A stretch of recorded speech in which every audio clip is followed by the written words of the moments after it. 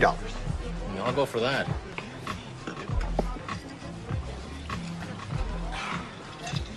There you go. That's $11.50.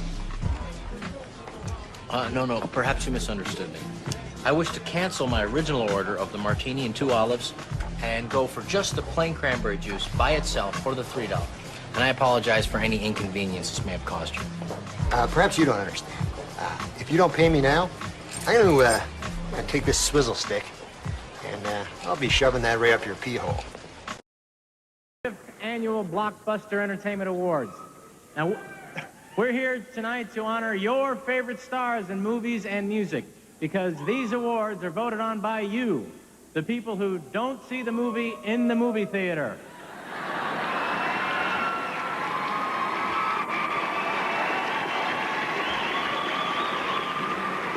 That's right, you the people who wait until it comes out on video.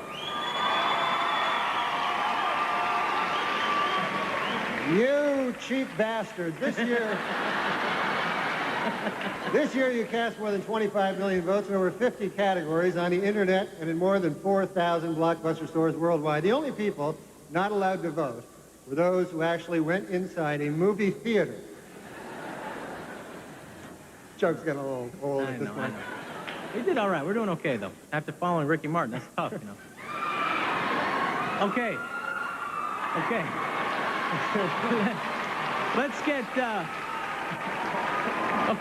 Let's get to the first award. Now, teen movies are huge these days, Norm. Teens rule. Oh, my God, yes. A lot of work for teens today, which is great for Rob and I, since we're both in our 30s. Mid-30s. Okay, we're here to present the award for favorite actor in a comedy. Yes, and just before we begin, let me remind you that there are no losers here tonight, except for the people who were nominated in the category and then don't win. Other than that, everyone's a winner. Everyone's a winner. So the nominees are... During the day, I hit the streets with a sandwich board and try to get people out. And I was in Denver, Colorado. Yeah. Denver, sure. And the guy says, "You're doing a show here." I said, "Yeah, where? The big auditorium." He goes, "How do you get to play the big auditorium?" I said, "I'll tell you, it's not just me. It's David Spade will be there, and Nick Schwartzen too." Well, by God, the fella said, from the Sandler movies, they're fantastic. I'd pay anything. It's just I don't have much money. I'm down on my luck. I says, "I can get you tickets. I can get you tickets, sir." He goes, "It'd be a dream of a lifetime." I said, "Well, if you think that's a dream, wait till you hear this. Adam Sandler will be there himself."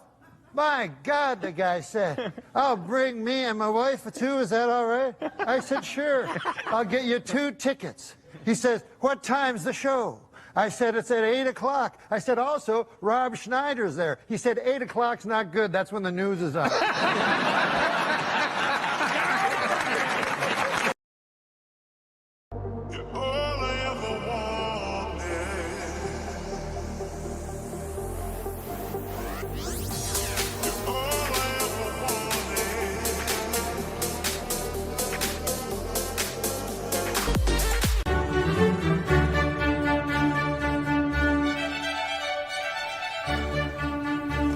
Now, Ben, Howard, you guys have been in a monogamous homosexual relationship for 3 years. You seem to have a lot in common. You have a lot of mutual friends. You seem to have a lot of the same interests. So why don't you tell me what's going on? Well, Howard's a great guy, and I love him, and I think you're right. We do have a lot of mutual friends, and we have a lot of the same interests. So what seems to be the problem? Well, the problem is that every time I go to sleep, he fucks me in the ass. And how does that make you feel? Makes me feel bad. Every time I go to sleep, he fucks me in the ass. Howard, are you hearing what Ben is saying? Yes, I am. And how do you feel about what Ben is saying? I feel bad. Ben, do you hear what Howard is saying? Yeah. How do you feel about what Howard just said? He said he feels bad, but he's not the one getting fucked in the ass every night. Okay, we're not here to blame the other person. We're here to talk about our feelings.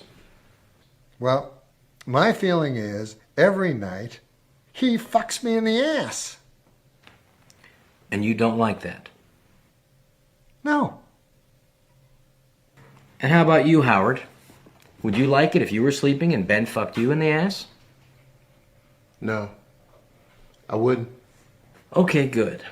You see, we fall in love with a romanticized version of our partner. And then one day, we wake up with a real person. I wake up with his dick in my ass. I'm sorry. Yeah. Yeah, I'm sorry too. Okay, when we have disagreements, we each have to assess how much of it is our own fault. Okay, well, I guess my fault is that I can't stay awake all night to watch him and make sure he doesn't fuck my ass. I'm sorry. You say that now because I'm awake. That's not true. Come on, as soon as I fall asleep, you'll be fucking me in the ass again. That's not fair. You said it. All right, here's what I want you to do. I'm going to give you these pads, and I want you to each write down what it is you guys want out of this relationship, individually and as a couple.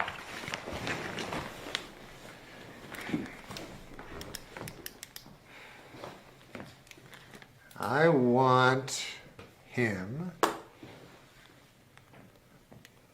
not to fuck me in the ass. Silently. Please write silently.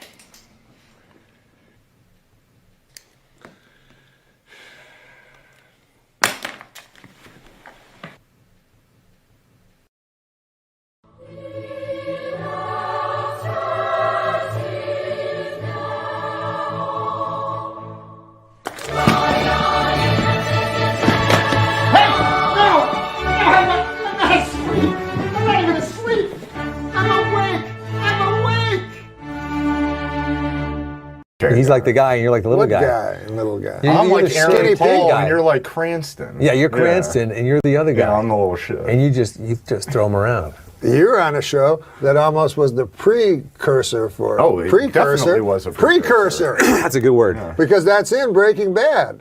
But Yeah. also Weeds was like kind of the broke down the door for Breaking broke Bad. down the door Yeah, for yeah. Breaking Bad, he says. You watch Breaking Bad? Yeah. Isn't that amazing? It's pretty good. You seen it all the way through? I haven't. I'm a Oh, little you behind. haven't? I'm a little behind. It's interesting that people are at different levels of everything now. Yeah. So you can't. You can only do that today. You couldn't do that 5 years ago. What's With that? Netflix, you know, to be behind. It's like you missed a show. Guess what? You're not watching it. Until Yeah, it comes right, out right. Nick at Release- night in a few years. Yeah, In the House old of days. Cards is Yeah, all before that, they didn't even have TVs. before It's true. TVs. You Yeah, mean? sure. Yeah. You're saying before TVs? Yeah, nobody there talked were about no Bryan TVs. Cranston. I read a great article in the New Yorker magazine which talked about the last episode, saying that, in fact, Walt dies in the car, and that the rest of the episode, when he actually hits the snow and the keys drop from the visor, that in fact becomes kind of a whole fantasy of how Walt wants to see everything end. But Fantasy in fact, dream sequence ending, yes or no? Sure. which I thought was really good, and I just wanted to... That is interesting. There's a comic, a comedian named NORM MACDONALD who I think was sort of promulgating that, and I think he has a webcast I'm going to go on, podcast I'm going to go on at some point to talk about.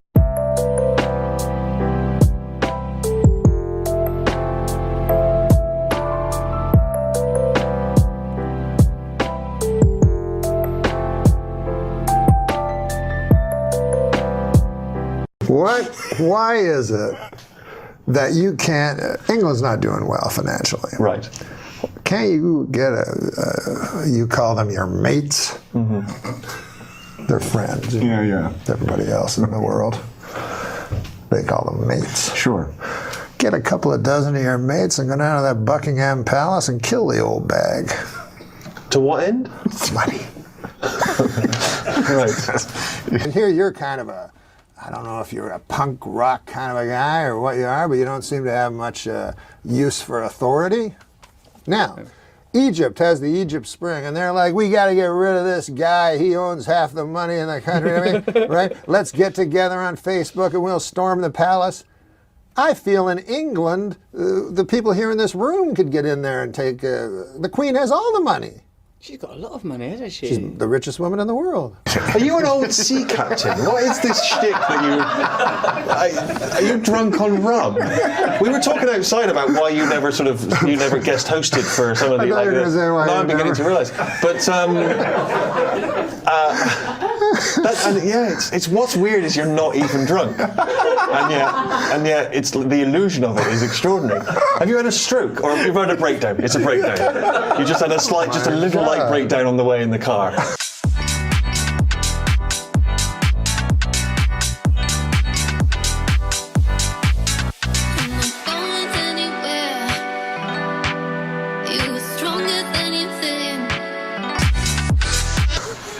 Because I'm pretty sure I've watched some of these other editions of the show, and I'm pleased to see that I've broken from the rule of only having white blokes on the show, which seems to be you only have white men and Roseanne because it's supposed to be a comedy. Right. But it's supposed to be. It's supposed to be. It's allegedly. This Easter Sunday. Here, you want to read this one time? Yeah. This seems like more of your kind of joke. You can do it in the camera if you want. Whatever you want to do. This Easter Sunday, Snoop Dogg gets to say, Christ is risen. There you go. Adam Egan. Warning to the Easter Bunny, don't put all your eggs in one basket, fella. You handpicked these. We wear new clothes on Easter to represent Christ's triumphant appearance to the stunned apostles in his sharp two-button blazer by Hugo Boss. What the fuck? I don't know about that one. In the coffee shop line today, I hear the guy behind me say, I like to start by biting the ears off, and I had to pray, please, God, let him be talking about a chocolate Easter bunny. I'm just wondering you're always working. What are you working on right now? I am just finishing a project. This is one of the biggest projects I have ever done. It's amazing. It's a spectacular film. What kind? Is it a drama? A comedy, probably? No, it's an adventure. It's action, science fiction. Wow. It's amazing. This is a big budget movie? Huge budget. I can't even quote the price. What? Who's directing it? It's the guy with the glasses. He sits in the front of the Lakers games. Spike Jones. Spike Lee. Spike Lee, that's it. And there's some comedy, so it's co-directed by Woody Allen. They brought him in to co-direct the comedy scenes. Bruce Willis tries to save us. But if Isn't there a lot of African Americans as in a Spike Lee movie? There's plenty of them. Yeah. Well, what we try to do is...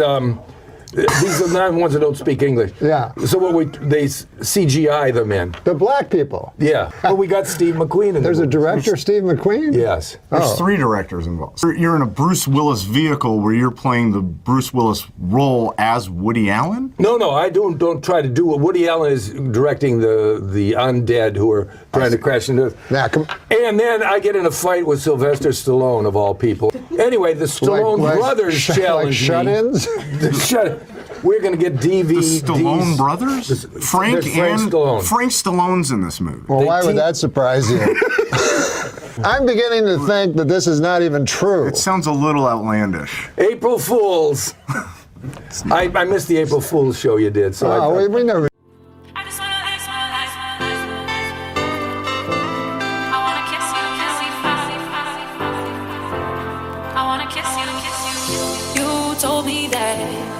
We should go our separate ways, but now you're back. You know, I went to a tennis match in Indian Wells. Yeah? And I saw Rafael Nadal play. He's my favorite. Rafael Nadal. Explain to the folks who Rafael Nadal is. Oh, my God. Oh, my God. No, of course, Rafael Nadal. I'll explain. Okay. Rafael Nadal is a tennis player, only 26, but seemingly beyond his prime. Great player. Abs like... Great player, but here's the thing. You like his abs? Every single time he serves and returns, he picks his underwear out of his ass. He does? Yes. I've never heard that. There's a video of it. Show it. I brought it. There's a video of that? Yes, I brought it. Well, how could that... Let me roll that off the schneid. What? It's too much bread and butter. You can't do that in public. This man is a genius. That's all he does. What if he was a dentist? Hello? Oh! Hello? Oh, he smelled it. Oh, what was that all about? You know what I was thinking, though? Do you remember the girl that got stabbed? Know the end of this day, nobody's gonna change. You won't ever leave.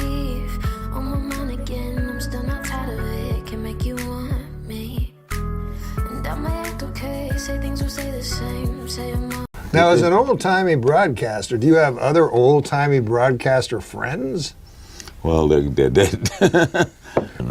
Mike Wallace was a great friend. I love Mike. He did me on 60 Minutes, and it was really great. They were very laudatory. And he said to me, "We were so good to you, I'm going to kill the next 3 guys we do." Mike was a grand guy. I said, he had dementia at the end. That's funny to you. You know, McDonald, I want to tell you. No, it's a very odd thing to say. If you're looking to broaden your horizons, I don't think it's wise to laugh because at someone who had dementia. I'm not laughing at that. I'm laughing that you said. He was you the best. Just said I loved him. Mike Wallace was a great guy. He had dementia at the end. He was sad that he had. You didn't Why say is it that was sad. funny? You said it as if that's what made him a great guy, was his raging dementia. You're not hearing things well. No. So how You're not did hearing you, things so well. how did you, I made a face like it was sad. Not that he was great because of dementia. No, but how did you know he had dementia? Well, yeah. Okay. I'll tell you how I knew. I went to his apartment in New York. He took my hand and he said, "You came to see me. You came to I can't believe that you came to see me." And then 10 minutes later, "You came to see me." And the amazing thing is, Carl Reiner said to me, Did he hold your hand too? I'm gonna do it. Yeah, he goes like this. "The only problem I have is short-term memory loss. The only problem I have is short-term memory." It must be especially. There was a joke about a guy because it was such a good story. There's a guy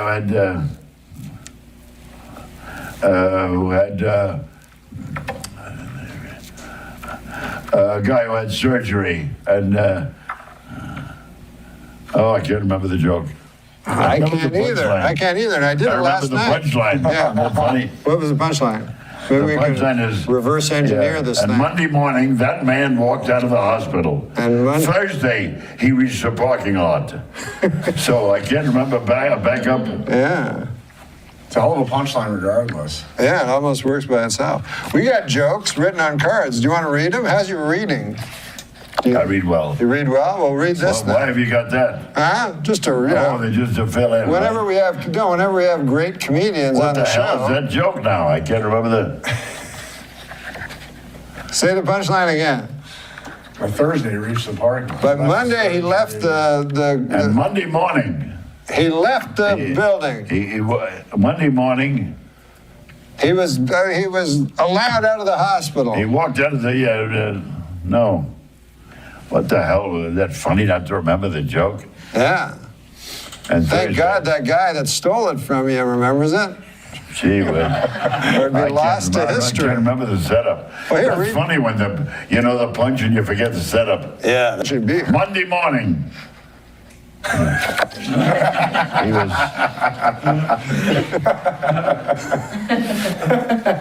Thought you had a stroke for a second. He was in the hospital. Yeah. Yeah.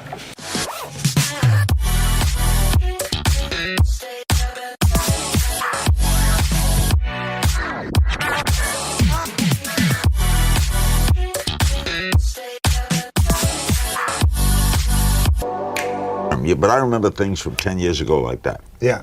Don't you could remember things from childhood? Yes. I remember the street, walking down the street, remember my friends. You have terrible? Yeah, terrible. I had a good memory. He can remember like when he was a kid, but he can't remember murdering that prostitute last night. You can go to jail for that. It's a whole new law. I've been told. How old was she? I don't remember. If you don't remember, you're not going to convict you. One quick Mitch Hedberg story. So I opened up for Mitch Hedberg like 22 years ago, and he comes up to me after the show and he goes, "Hey, Artie, man, you're a fat guy." I go, "That's what he said." I go, I could lose a couple, but what are you talking about? He goes, "I wrote a joke that I can't do because I'm not fat, but I'll give it to you." I go, all right. He goes, "You know when you're a kid and they tell you to wait a half an hour after you eat before you go swimming?" And I'm like, "Yeah." He goes, "You should say you've never been swimming because it's never been more than a half an hour since you last ate." And I go, "That's a great joke. Can I can have that joke?" He goes, "Yeah."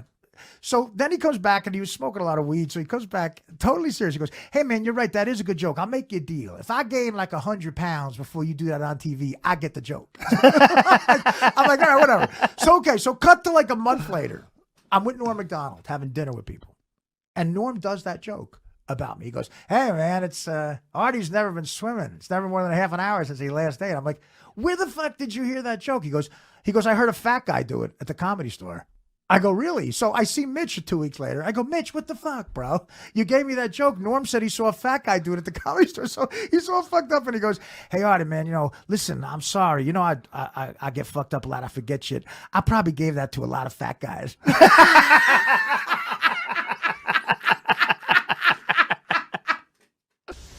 Homework liker, who is becoming my new best friend, yes, says Norm carries 46 clubs in his bag. Yeah, club sandwiches. I do like a club sandwich. That's not an insult. That's harmless joshing. I do like a club sandwich. Mitch Hedberg had a great run. Oh, yes. What was it? Like, what do you have to, like... To join the club? Yeah, do you have to join? What? I don't even... Would never dare... Okay. Do you like sandwiches that have a toothpick in them? Okay. With green and red cellophane? I do too. Perhaps we should begin a club. I don't know what it was. Yeah. I order the club sandwich all the time, and I'm not even a member, man. I don't know how I get away with it. I like my sandwiches with 3 pieces of bread. So do I. Well, let's form a club. Okay. But we need some more stipulations. Yes, we do. Instead of cutting the sandwich once, let's cut it again. Yeah, 4 triangles. Yeah, and in the middle, we shall dump chips. Let me ask you a question. How you feel about frilly toothpicks? I'm for them. Well, this club is formed then. I like to take a toothpick and throw it in the forest and say, you're home. And he had a golf joke. He did? That's good. He said, when I'm golfing, I never say 4. I can't think of it in time because I'm busy saying, no way it's going to hit those guys. I play golf. I'm not good at golf. I never got good. I never got a hole-in-one, but I did hit a guy, and that's way more satisfying. You're supposed to yell 4, but I was too busy mumbling, there ain't no way that's going to hit him. You know, when it comes to racism, people say, I don't care if they're black, white, purple, or green. Oh, hold on now. Purple or green, you gotta draw the line somewhere. To hell with purple people. Unless they're suffocating. Then help them.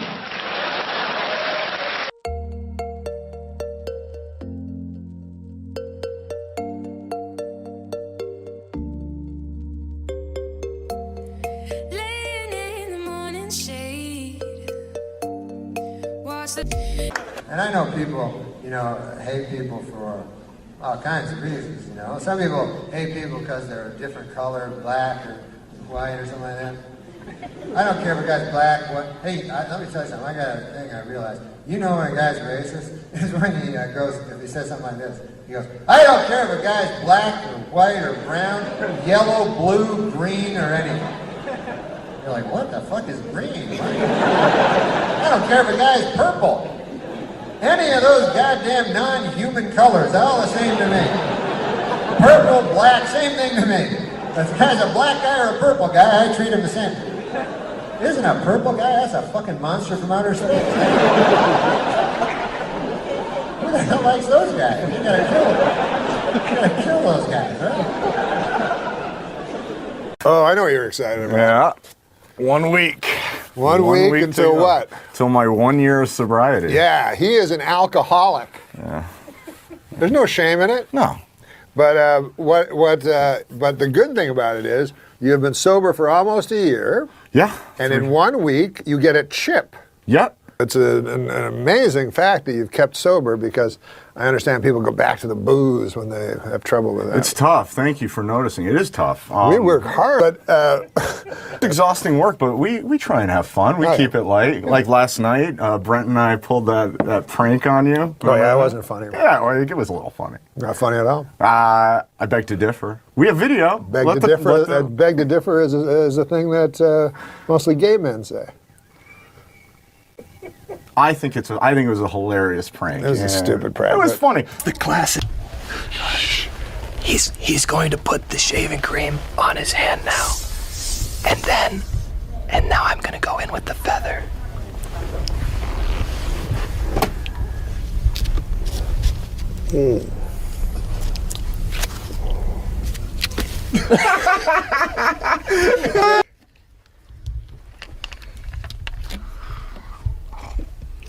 Yeah, you swallow that, you fucker. You drink that down. You don't fucking spit that out. Yeah, you like it, you fucker. Drink it. Fucking swallow that fucking. Week away, no? Huh? I was a week away. What about you and your stupid fucking shaving freak, fucker? You think I like the taste of Anyway, there's more. We have more video of you. What is this? This is you. 4!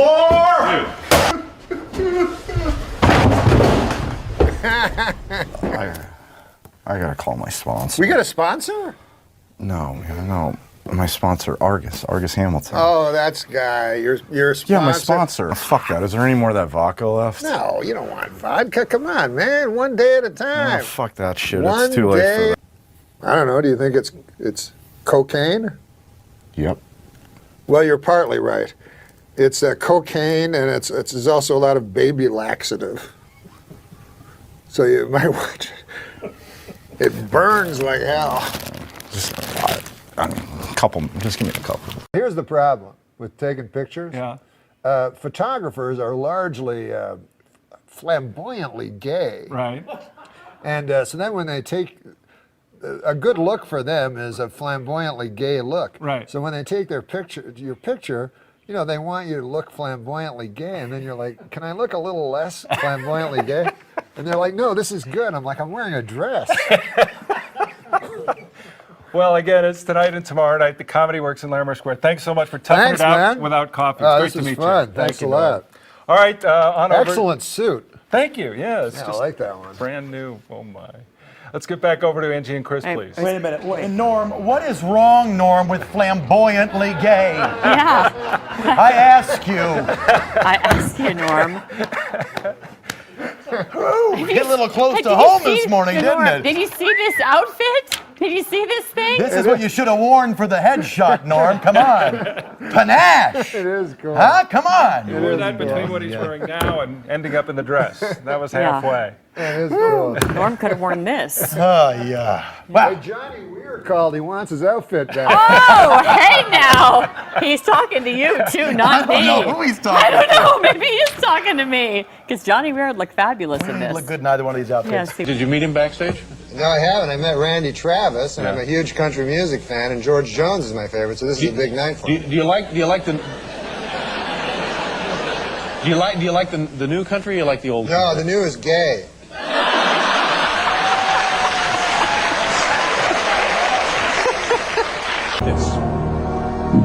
Well, I'm not gay, so I don't know much about Broadway musicals.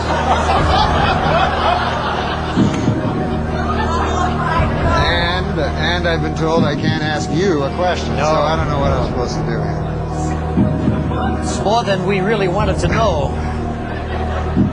And you know, you kind of surprised me because you did MTV Beach House recently, and you know, there's a certain kind of person you expect to show up on the MTV Beach House, and I hear, we'll be right back with MTV Beach House, our special guest, Norm MacDonald. I'm like, what the hell are you doing? It's this. What was that? It's this show on MTV, right? I know. And it's at a beach. It's at a know? beach. And they don't script anything. Like, you know, they do like for anyway. So the dude, the host, was like, "Hey Norm, can you you mind wearing a pair of trunks? You know, bathing trunks?" And I go, "No, I don't want to wear that. You know, because I'm like my body's like all weird looking and everything." And everybody else is super hot ladies and super hot men. I don't, whatever. Whatever you.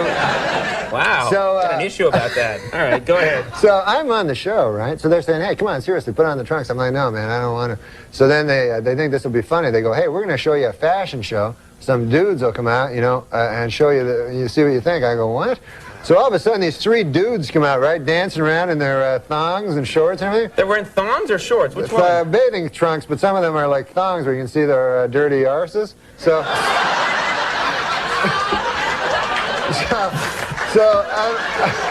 so I'm like watching it, and I'm like, oh, like man. Chaucer. Yeah, go ahead. So I'm like, oh. I guess it is. Okay, go Old ahead. English. So I said, oh, yeah, no, I'm pretending to go, oh, yeah, that's funny, right? And you do a lot of that at MTV, yeah. So then the host, he goes to this one guy who was very, very, very gay. He goes, what? How do you know that? no, I mean, you had a sign? Yeah, he looked very, very gay. He says to this dude, he says, hey, I'll give you $20 if you lap dance on Norm. You know what I mean? Right. All of a sudden, this dude like, hey, $20. I guess he didn't have much money. Starts running towards me, right? So I look up. Here's this almost nude dude running towards me, right? So I think in my head, okay, man, pretty soon the guy's going to be writhing around on my lap with his ass, and I don't want that on TV, forever. No, it's okay to talk about it, but you don't want to see it. Right. They videotape that, and it's there forever. So, meanwhile, what can I do? You can't hit a guy because it looks bad. You know what I mean? Even though, of course, a woman could hit a naked guy running at him. Sure, that's fine. okay. But a man can't hit him. Yeah. So I have to think fast. It's only a second. So I bolt. I take off, right? You started running too? Yeah, running down the beach. The guy catch you or no? Yeah, and then I had to come back on. They're like, oh, Mr. Homophobic. I won't let a guy grind his ass into you.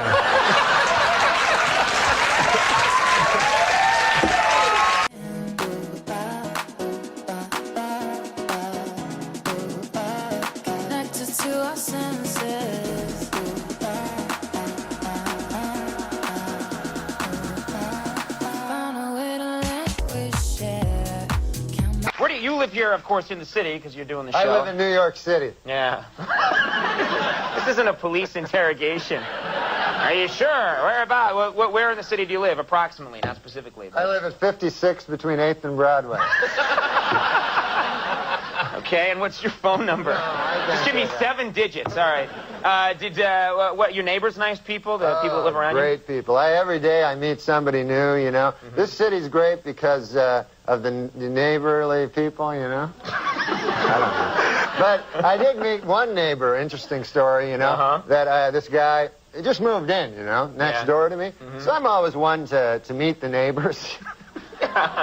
You like to chat with the neighbors. Yeah, because So I went over to the guy, I knocked on the door next door to where I live, and I say to the guy, I said, hey, I'm your new neighbor, and I said, good to see you, nice to run into you, welcome to the neighborhood, And so the guy, I said, what do you do for a living there, sir, if you don't mind me asking? What do you do for a living? I'm a nightclub comic, I tell the guy. So he says to me, I work down at the University of Science there. He says, that's a good school, by the way. I can't remember the exact place. Sure.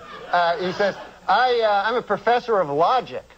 Oh. So he says, the guy says, logic. Now, what the hell is that? I never heard tell of that. Mm-hmm. He says, oh, well, he says it's a kind of a pattern of syllogistic. Well, he says it's hard to explain. He says, why don't I give you an example? So I said, fair enough. Why don't you do that? So the guy says, well, he says, let me ask you a question. He says, do you own a doghouse? So I go, yes, I do.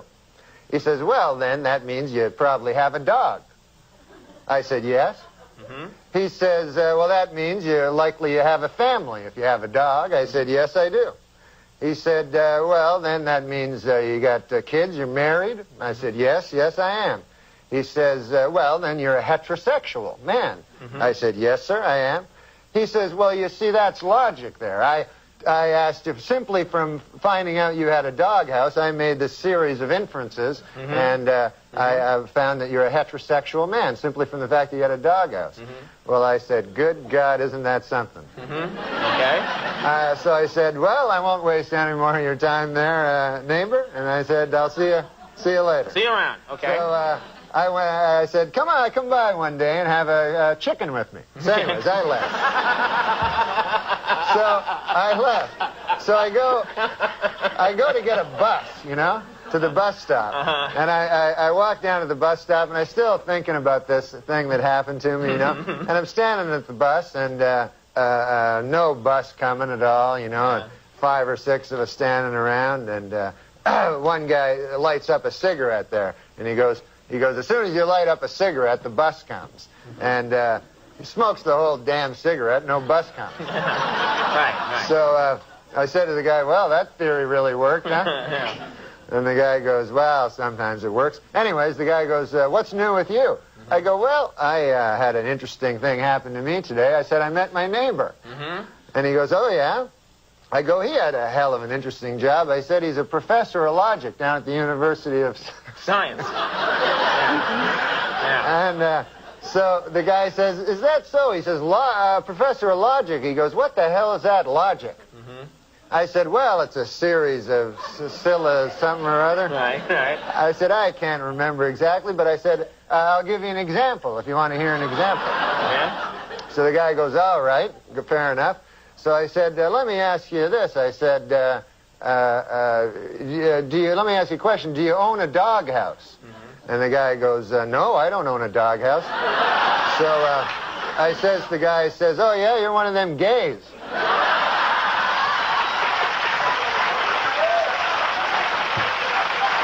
And it worked, right?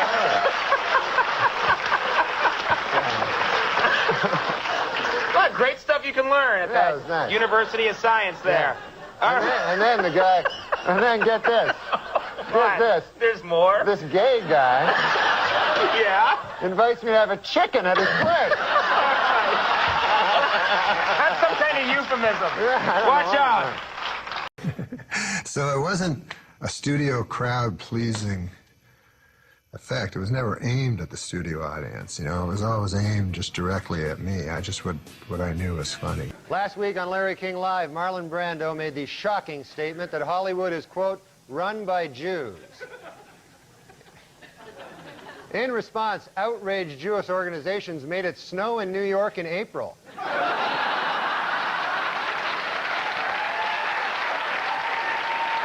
Native Americans in upstate New York are trying to block plans to build a Kmart on the site of a Mohican burial ground. In addition, they were upset to learn that sales at this particular Kmart will be announced, attention Kmart savages. 3 years ago, an 11-year-old British schoolgirl put a message in a bottle and tossed it into the Atlantic Ocean. Well, this week, she was astounded to receive a reply from halfway around the world. Sadly, the reply read, you're 11, what are you wearing? While in the hospital, Michael Jackson had his room specially decorated with 2 huge photos of Shirley Temple. But don't get the wrong idea here. Michael Jackson is a homosexual pedophile. He is...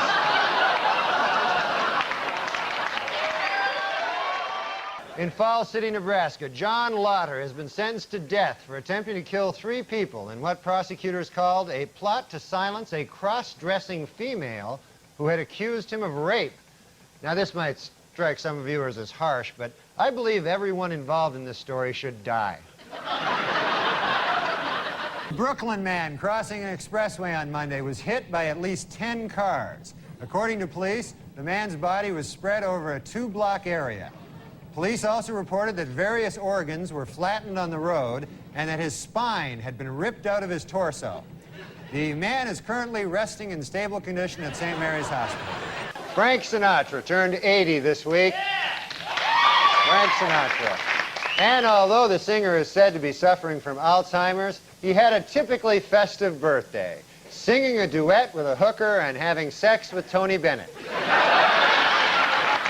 Probably going to end up in Jersey with a meat hook up my ass, but it was a good joke. Here we see the president and the first bitch.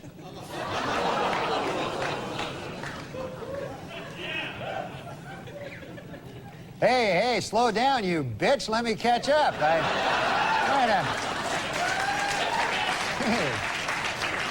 In Whitewater News, federal regulators quizzed Hillary Clinton at the White House this week and gave her a perfect score on the lying section. She's a dirty liar. Admitted Brinkley, there was certainly nothing uncreative about the way you moved Vince Foster's body.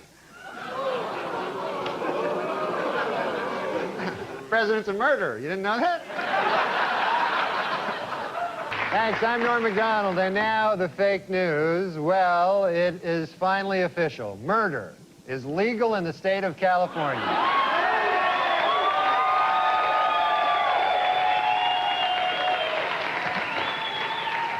A down-and-out O.J. Simpson, depressed that all of his money-making ideas have failed, has decided to go back to doing what he does best, killing people.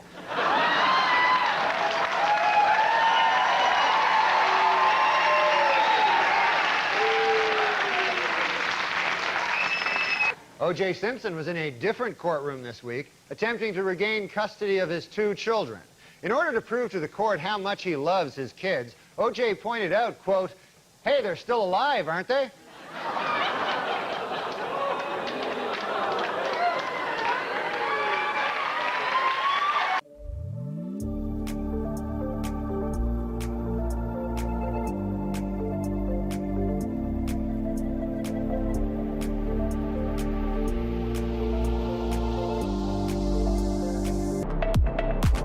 Women would be more likely to vote if they could send in ballots by mail or if polls were open longer.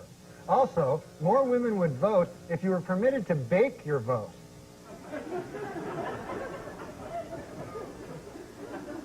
They like to bake.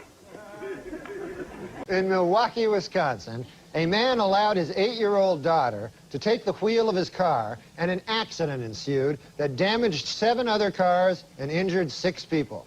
Which once again proves my theory, women can't drive.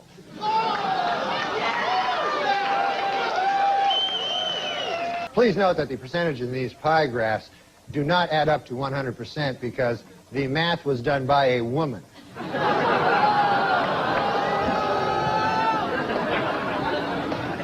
For those of you hissing at that joke, it should be noted that that joke was written by a woman. So, no, I'm just kidding. We don't hire women.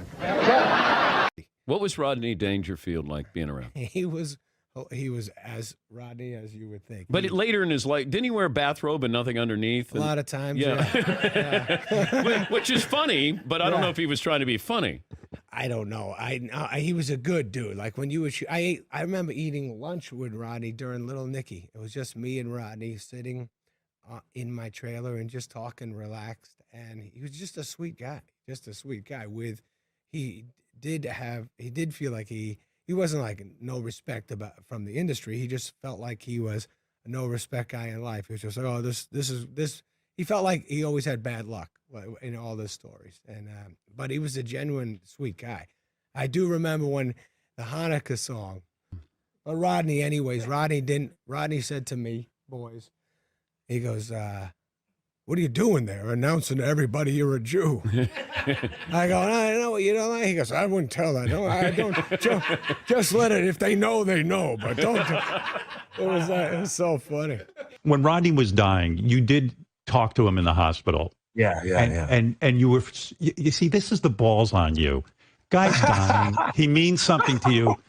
What was it you said to Rodney about you were going to go now tell the world his secret? Don't worry, I'll let everybody know that you were gay. It's that kind of thing isn't found on anymore.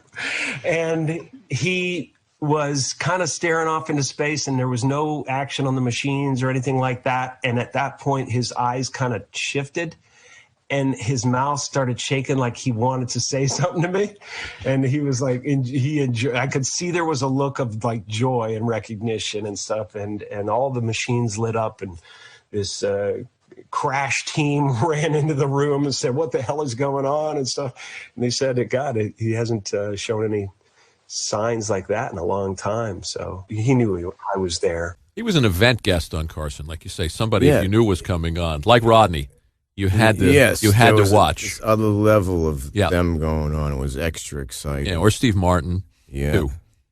And I remember with Rodney Dangerfield, first he'd come out and do a set, which would be hysterical.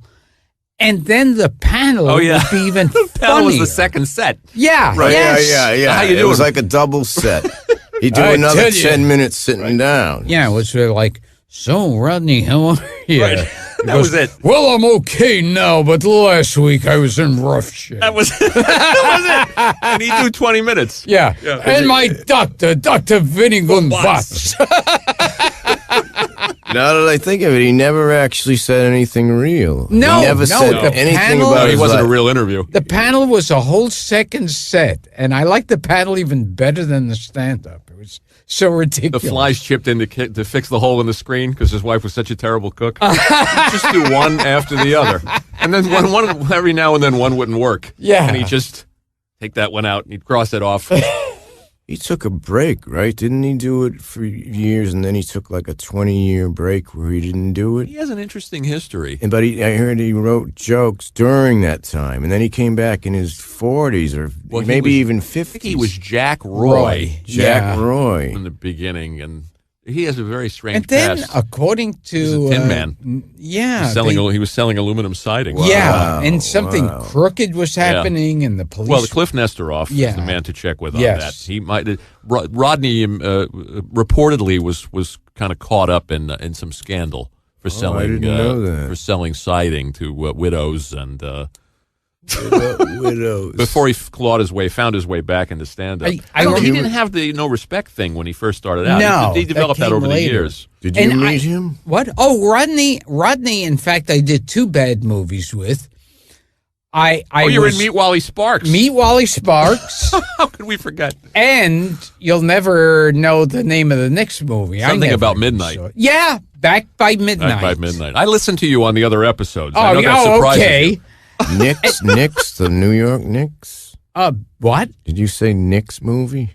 The next movie. The movie. next. Yeah. And I remember one time seeing Rodney on stage, and he was trying out stuff, and the audience just wasn't with him. Really? And he stops for a while, and he's fixing his tie and looking both ways, and then he goes, "Hey, if anybody tells you you're a hot crowd, you spit in their face, okay?" You saw him say that? Oh, yes. I saw him at Westbury a bunch of times. Did they laugh when he said that? Oh, yeah. Now you also wrote for Rodney. Did you do stuff? No, but so little. Well, you went on the road with him, didn't you? For 2 weeks. It's so funny. People come up to me and say, "You're so full of shit, man. You weren't that close to Rodney. You made a big deal." I said, "I never said that I did anything that I didn't do." We went away for 2 weeks, and to this day, I'm still remembering fucking shit that he did and said, which is like... Was he really that big a party? I read all these stories. He was a about big party, but he wasn't funny. He was just funny.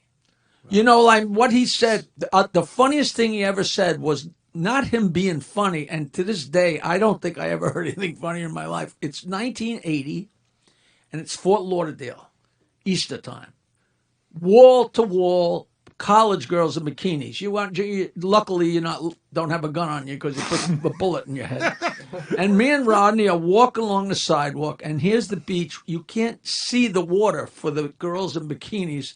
And he just turned to me and said, "Don't you wish you could just fuck anybody you wanted?" I'm like, who says that? He used to be my neighbor. Rodney lived in the Pavilion on York Avenue between 76 and 77th Street. I know it well. I lived in the Kingsley, right up the road from where he was.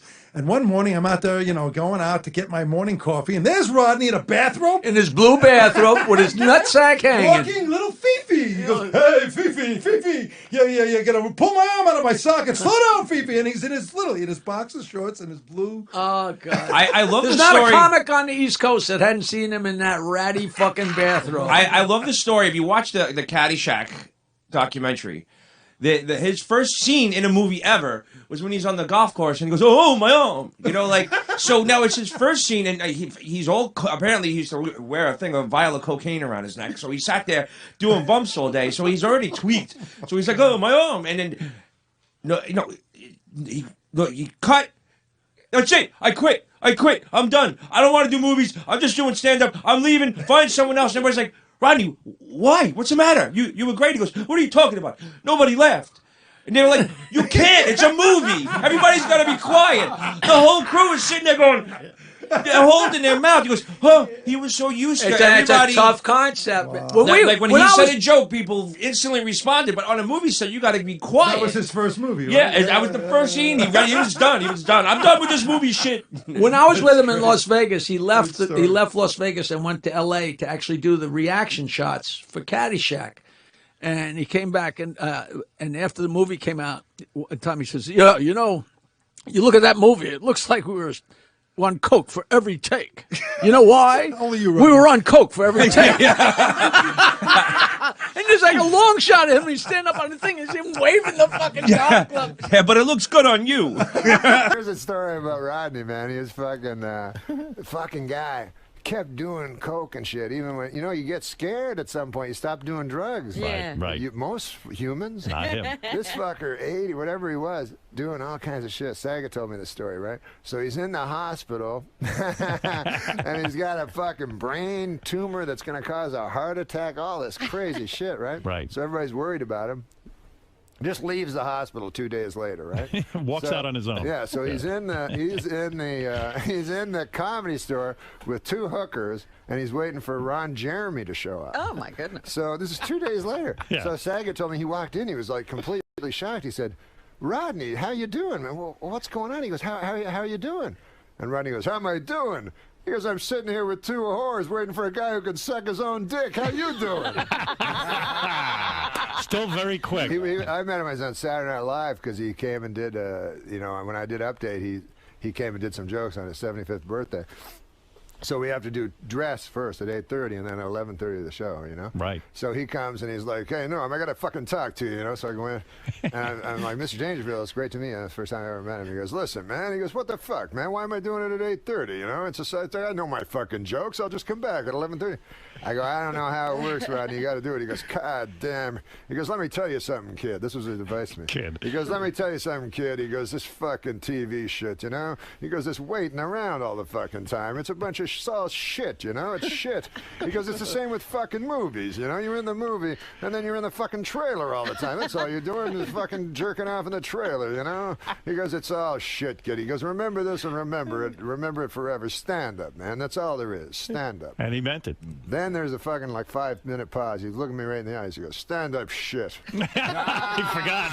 It's all shit. Okay, well. A negative guy. Yeah, it's just great, though. What a funny man. Just naturally funny man. Is it true that, was Richard Pryor a huge hero of yours? Oh, yeah. Was his last television... I met Rodney, man, when I made the worst mistake ever, which I was in the fucking hotel, and I loved Rodney and shit. I didn't know him. And I was coming down in the casino. I was coming down the fucking elevator, and Rodney was in the elevator. I'm like, "Oh my God, it's Rodney. I gotta say something to him." So anyways, I'd worked on some stupid fucking thing with this director who said he worked with Rodney. Yeah. So I used that as a thing, right? So I go, "Hey, Rodney," I go, "we have a common friend." He goes, "Who's that?" I go, "Paul Johnson." He goes, "That cocksucker." He goes, "That fucker's no friend." And there's a full elevator. "That fucker's no friend of mine. You tell him he can suck my dick." I'm like, "Oh, I'm not his friend. I'm not his friend."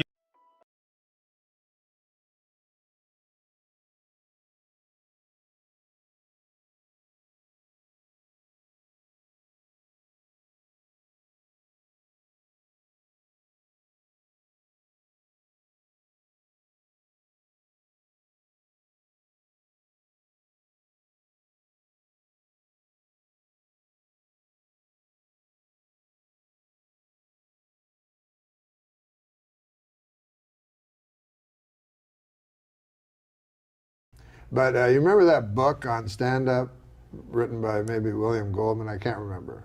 But it was about Lenny Bruce. It was about Lenny Bruce. I don't think I read that. It was Lenny Bruce. I never met Lenny Bruce, but I know who William Goldman is. So there was a guy that was with Lenny Bruce that was supposed to be the funniest guy. Well, he was Rodney's friend. Joe Ancis. Yes. Joe Ancis, Rodney Now, told I met me. Joe Ancis. No way. He came to Saturday Night Live, and he wasn't very funny. Well, he was an old man by then, right? Yeah, he was with Rodney.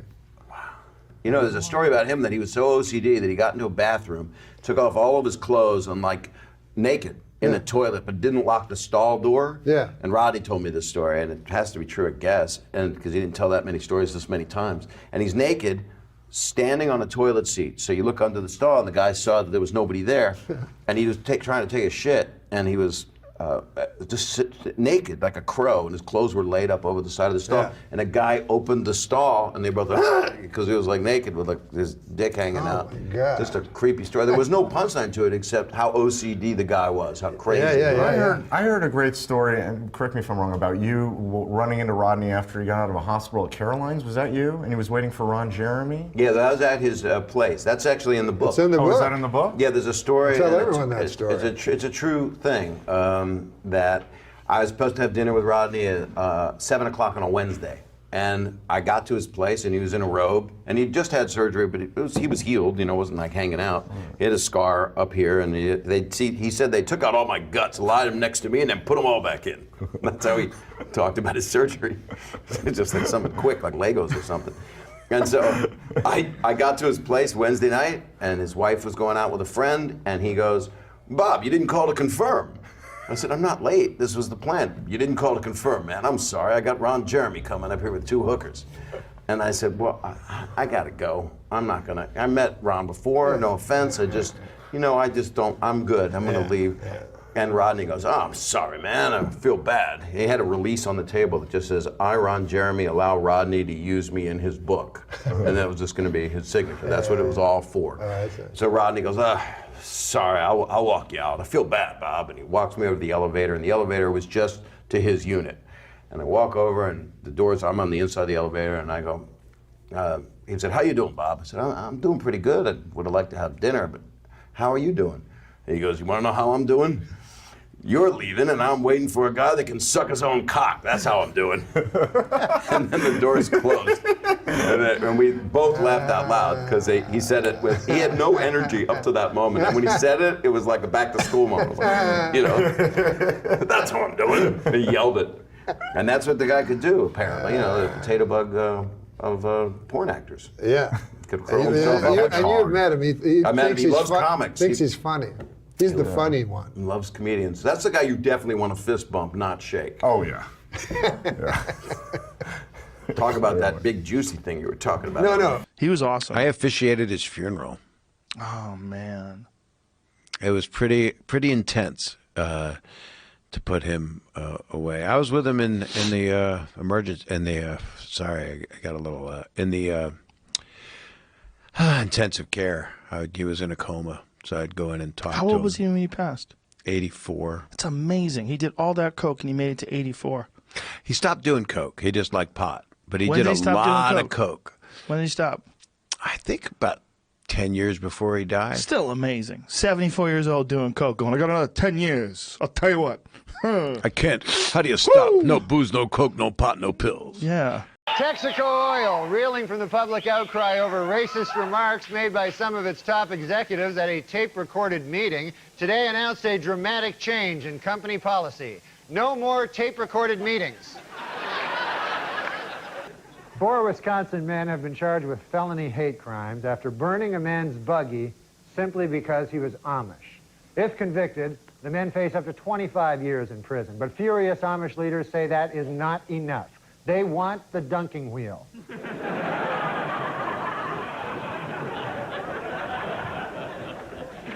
In the course of his summation, Cochran also brought up Detective Mark Furman, calling him a, quote, genocidal racist, and comparing him to Adolf Hitler. Furman later responded, "After all the things he said about me during this trial, it's a little late to start sucking up now." Nation of Islam leader Louis Farrakhan has accused the National Park System of racism, claiming the agency deliberately undercounted the number of participants at his Million Man March. A spokesman for the Park Service denies the charge, saying quote, our estimate is based on state-of-the-art aerial photography. We stand by our number. Heil Hitler. Last week, as Pat Buchanan announced his decision to run for president, several people jumped on stage chanting, Buchanan is a racist. As security began to wrestle them from the stage, Buchanan stopped them and said, let them continue, that's my slogan. Now, what do you think about this dog, the bounty hunter? Have you been following that at all, Norm? Oh, that guy, I mean, to me that sounds racist.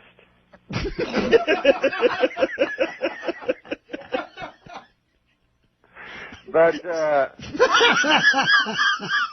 like you gotta remember that even though that is a racist comment, listen, man, we've all known bounty hunters in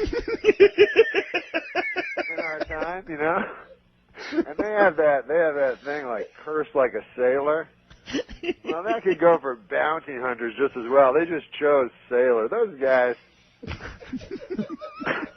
I mean, they're not like you or me, you know? No, they're bounty hunters. If you choose that as your career, you know, you're a bounty hunter. Listen, some salty language is not going to be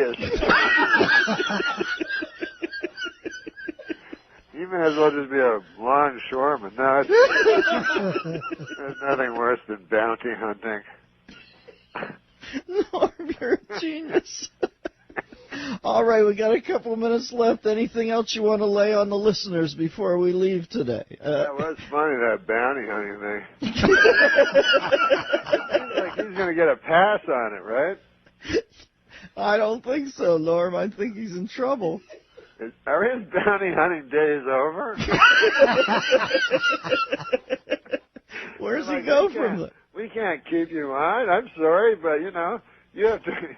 You know, you have a public image of hunting down criminals in their hotel rooms, diving at them in the middle of the night and beating them up. We can't have you saying racist things on the telephone. I don't know. All right, Norm, I'm going to put some oxygen on my face here and recover. You're going to be on every Friday now? Yeah, that'll be fun, right? Oh, are you kidding me? I'll feel like your Pete Barbuti. Barbuti. No, stop. Chuck Mangione references too far behind. Yeah. Thank you, Storm and Norman. We'll talk at you down the road. This is the Dennis Miller Show. Having less money or or not having less money is not a product of your nature. It's that you don't have the money because the white people don't give you the money. It's actually supportive of black people to say that, actually. 707 of course says... I'm supportive of black people. I'm in Wow. a room of You're racists. saying that to have justice, Oh, we should my all God. have The 415. Do you want to keep him for the next segment? At this point, I'm not sure.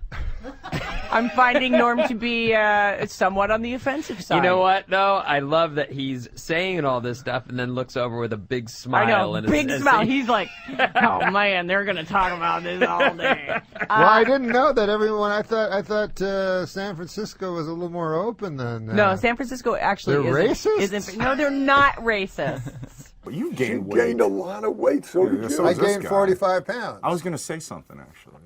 What? Well, I thought you'd been gaining some weight. Yeah, I gained 45 pounds. Are you okay? Yeah, what's going on? No, I'm going to lose it though. Yeah, it's the heaviest I've ever seen. And since I've gained it, I sweat like a you sweat like a whore in church. I don't mean to be what? I don't mean to be filthy, but a whore in church. Yeah, she's nervous, so she sweats because sweating like a Chris Dorner in a Big Bear cabin. Okay, come on. Well, I'm just. That's racist. Are you familiar with the Tinder app? Sure. Yeah, sure. So I'm on there. God, look at you. Huh? Are you familiar with the Tinder app? It's like Ted Levine. Everybody says it. I do. I sound a lot like Buffalo Bill. Your name is? Oh, Jack Gordon. Mr. Gordon. Good. Well, Frederica used to work for Mrs. Lippman. Did you know her? No, Oh, wait. Was she a great big fat person? I'm on there. I match with this one girl. She's like young and very attractive. I'm a 4 too. We start talking. She's texting me at like 4 a.m. and I'm like, oh, what's going on? She's like, oh, I'm bored and I wish I had some weed. You want to come over? And I'm like, yeah, sure. And she's sending pictures of her. Oh, maybe we'll have fun. And I'm like, so at this point, what were the pictures? It was like her bent over with no, clothes on and stuff. And I'm like, but at this point, my cock's making the decisions. Anyway. Tell me. And so I call my friend, and then she's like, yeah, just can you bring a C note? Well, I have a roommate that sells $100 bill, and we'll go get some weed, and you can come on. I'm like, yeah, am I getting mugged? I called my friend. He said, put the phone number into Facebook, and you can see who the person is. Shut the fuck up. Yeah, so I put the phone number into Facebook, and the profile comes up. It's this black guy in a ski mask in all the pictures. It doesn't matter what race he was, man. So As a matter of fact, I don't know how he knew he was black. He was wearing a ski mask. Well, you could tell. So I head over there. No, I know. You can tell. I know. No, I've never heard his view on African Americans until this very show. That's interesting that you got that out of him. Plenty of black friends. Plenty of black friends. Dated a black woman for months. No, I'm not a racist. If you're a racist, oh yes, it's not illegal, but you can't work. If you're a racist, you can't work. Well, Donald Sterling, for instance. Oh, yeah. Do you think there's any correlation? He doesn't have to work. No, he doesn't. $10 billion. No, but a serious question, though. Yes. If a man has a job and he is a racist, should the job be taken away from him? No. Okay. But his fellows should. Good news for him. Yeah. Not a racist. Here's actually a joke about Donald Sterling. Okay. All the charities that Donald Sterling donated millions of dollars to are giving the money back to him. Well, that'll show him. It's not bad. Two businessmen bought the Milwaukee Bucks for $550 million. They are very excited with their purchase, as this is the only legal way to own black people. Now that is here, and I read that. Well, you're not there. You know how businessmen are racist? They are. Yes, it's them being racist. They not are. You. The two businessmen that bought the Milwaukee Bucks for $550 million are racist, according to this. They're fine, man. Do you have any other color jokes? I mean, he's just blue and yellow. Did you just say, do we have any other colored jokes? I knew you were going to say that. Fucking Jimmy the Greek over here. I don't want to. Jimmy the Greek. How about Jimmy the Greek gets kicked out for being a racist? Meanwhile, they call him the Greek. On TV. Jim. Is that what you said their neighbor was? Jim Ping? That is my neighbor. A nice fella. Nice guy? Let me his abacus I want to do this. Jesus. Oh, come on. That's not a Chinese guy. I wasn't saying it was. That was kind of What are racist. you, Mickey Rooney? Hey, come on. I know he's dead, Have but a little Mickey Rooney respect. did a very racist thing, like you just did, in a movie called Breakfast at Tiffany's by the wonderful Truman Capote. I wasn't doing anything racist, and you know it. But go ahead. If you don't stop with that pornographer right this minute, I'm going to go to the police department.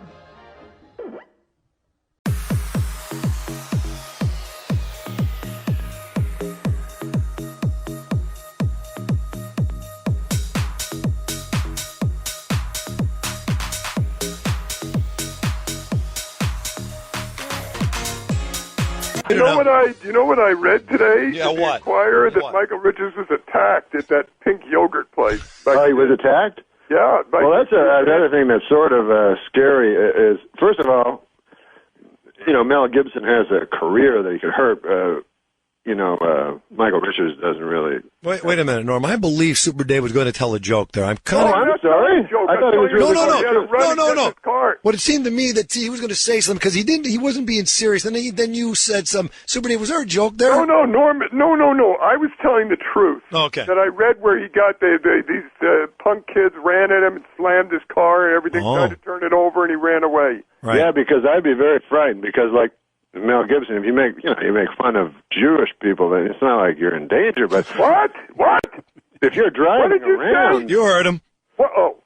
Hey, here's the thing, and I'm going to say it again. Here's a very funny thing that happened. Marlon Brando, remember, said that Hollywood ran, the Jewish people ran Hollywood. That's right. Yeah, but you know, Marlon Brando. And then he had to apologize. Marlon Brando and then they let him work. Say anything. Marlon Brando lived. We're listening to Norm MacDonald and Super Dave argue about the Jews. Marlon Brando lived behind a cardboard cutout. What? He lived behind a cardboard cutout. He was 900 pounds, so he could basically say anything. No, but don't you think Michael Richards would be kind of in peril? And well, but I don't think he had a career. No, I'm saying just physically.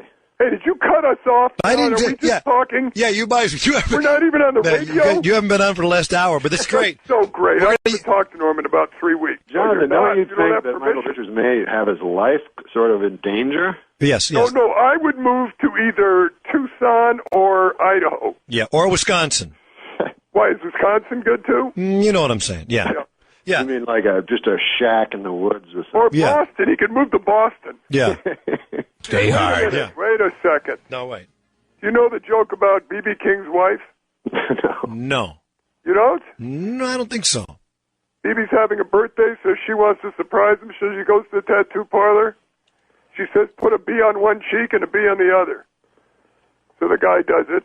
She goes home. B.B. comes home. She opens the door, bends over, drops her shorts, and says, surprise! He said, who's Bob?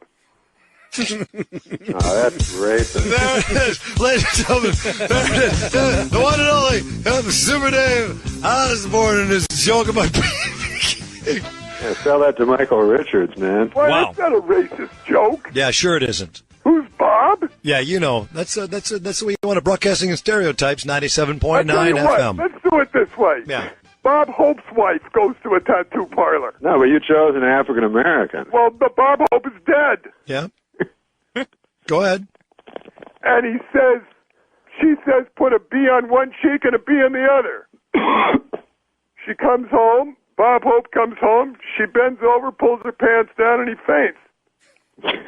Now, Bob Hope is dead. Yeah, I know. Bring me the body of the great Bob Hope. If he struggles a lot, tie him up with a rope. If he smells a bit, wash him down with soap. Just bring me the body of the great Bob Hope. Bring me the body of the great Bob Hope. Another song by Super Dave Osborne and Norm MacDonald. They've collaborated together on a great new CD, Music from Dead People. Want to hear Guy something? comes home with a duck under his arm. Oh, shut Wife up. opens the door. Yeah. She says, where the hell have you been? He says, this is the pig I've been screwing. She said, it's not a pig, it's a duck. He said, I'm not talking to you. All right, that's enough. That's enough. Super Dave, Norm MacDonald. You know Why did you make her African American in that joke? Yeah, why did you say? You heard him because you're racist. He said you're racist. He said, why didn't you make it an African American in your joke? That's what you like to do, don't you? Super Dave. Hey, don't you feel sorry for Michael Richards, really, though? All right, goodbye. If you were Michael Richards and you were in that situation and That word. and you said those things, what would you have done next? Well, I think what he did was panic and start pretending he was Lenny Bruce. Like, because he said that word and everything, and then he said, that word, it still has power. Oh, he did? Yes, he did this. But no, I mean after the incident itself. Oh, I would move to Idaho. Ketchum, Idaho. Okay. The only people nowadays can afford living help are rich people and Jews. Not all Jewish people are rich. I never knew one that wasn't. Do you know that in many countries, England, for instance, there is a law that says whatever two consenting adults do in private is their own business? Listen, this ain't England. We threw England out of here a long time ago. We don't want no more part of England. And for your information, England is a fag country. What? I think that, if God had meant us to be together, he'd have put us together. Well, look what he's done. He put you over in Africa. He put the rest of us in all the white countries.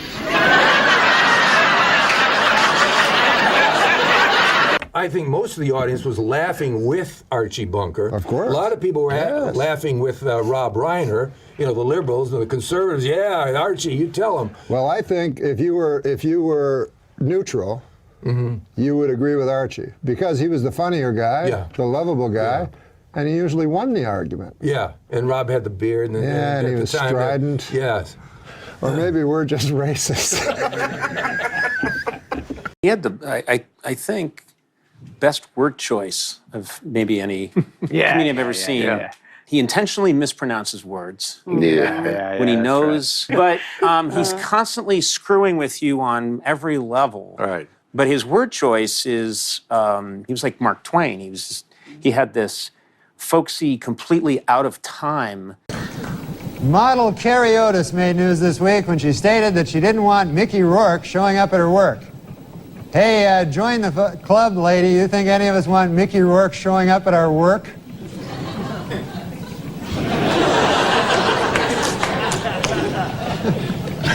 According to a poll taken last week, if the presidential elections were held tomorrow, the guy in the funny mask would win.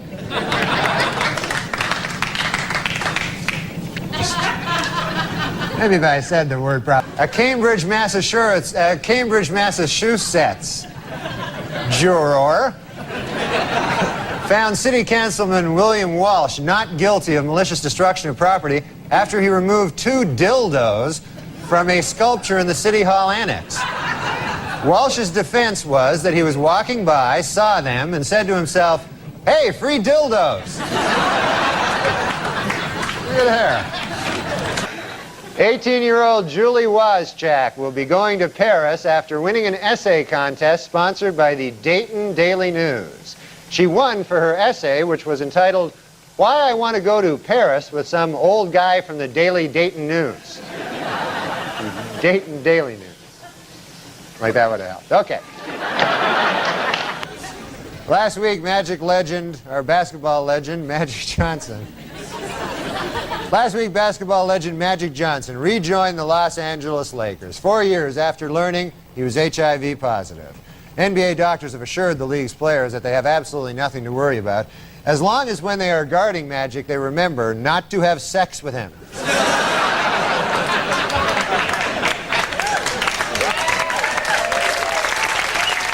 A new development in the O.J. Simpson civil trial this week. According to sworn testimony, Nicole Brown Simpson had told her therapist that she was afraid of getting beaten by O.J. Simpson. Asked why he didn't report this earlier, the therapist said, "I was afraid of getting beaten by O.J. Simpson." I said getting beaten, and that may have hurt a little. A French government survey finds that Disneyland Paris is the most popular tourist attraction in the country. And the most popular ride? Women who don't shave their armpits of the Caribbean.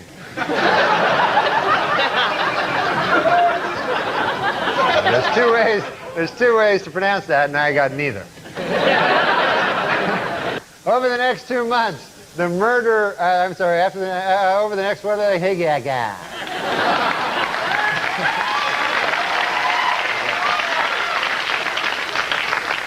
Over the next 2 months, the number of Border Patrol agents in Tucson, Arizona will double to 49. Meanwhile, the number of illegal aliens sneaking into the country will hold steady at 100 million billion. And finally, sources report that Michael Jackson's baby is due February 27th, and it's going to be named Michael Jackson Jr. Michael plans to be with the mother during the delivery, in his words, to make up for not being there for the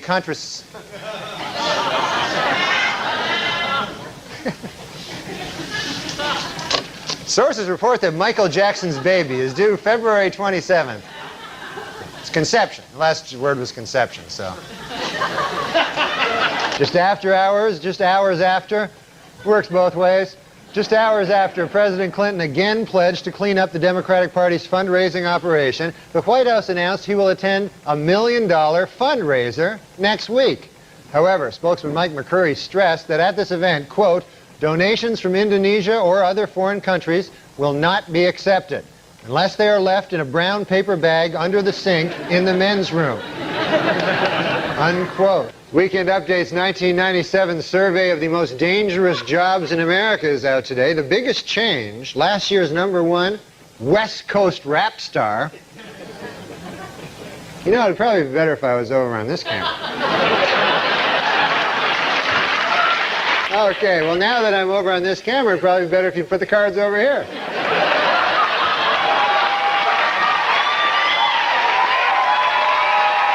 The 1997 Most Dangerous Jobs in America is out. And this year, a little bit of a change. Last year's #1 West Coast rap star has been knocked out of the top spot by the new Most Dangerous Job in America, East Coast rap star. Imagine if it had all gone well. Last week in Kansas City, two people... Oh, drats.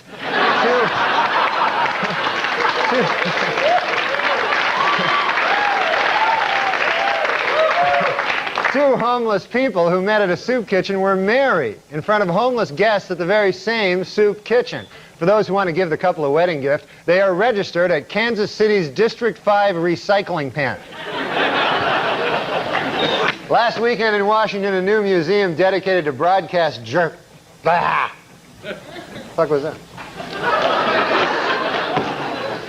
Last weekend in Washington, a new museum.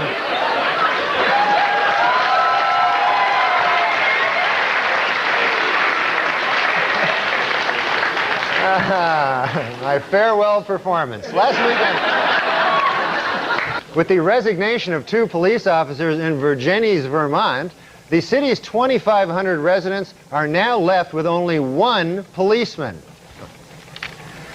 Note to self, if I get fired for cursing on the air last week, drive up to Virginia, Vermont, hypnotize the remaining policeman, and loot town. Yeah, that's it.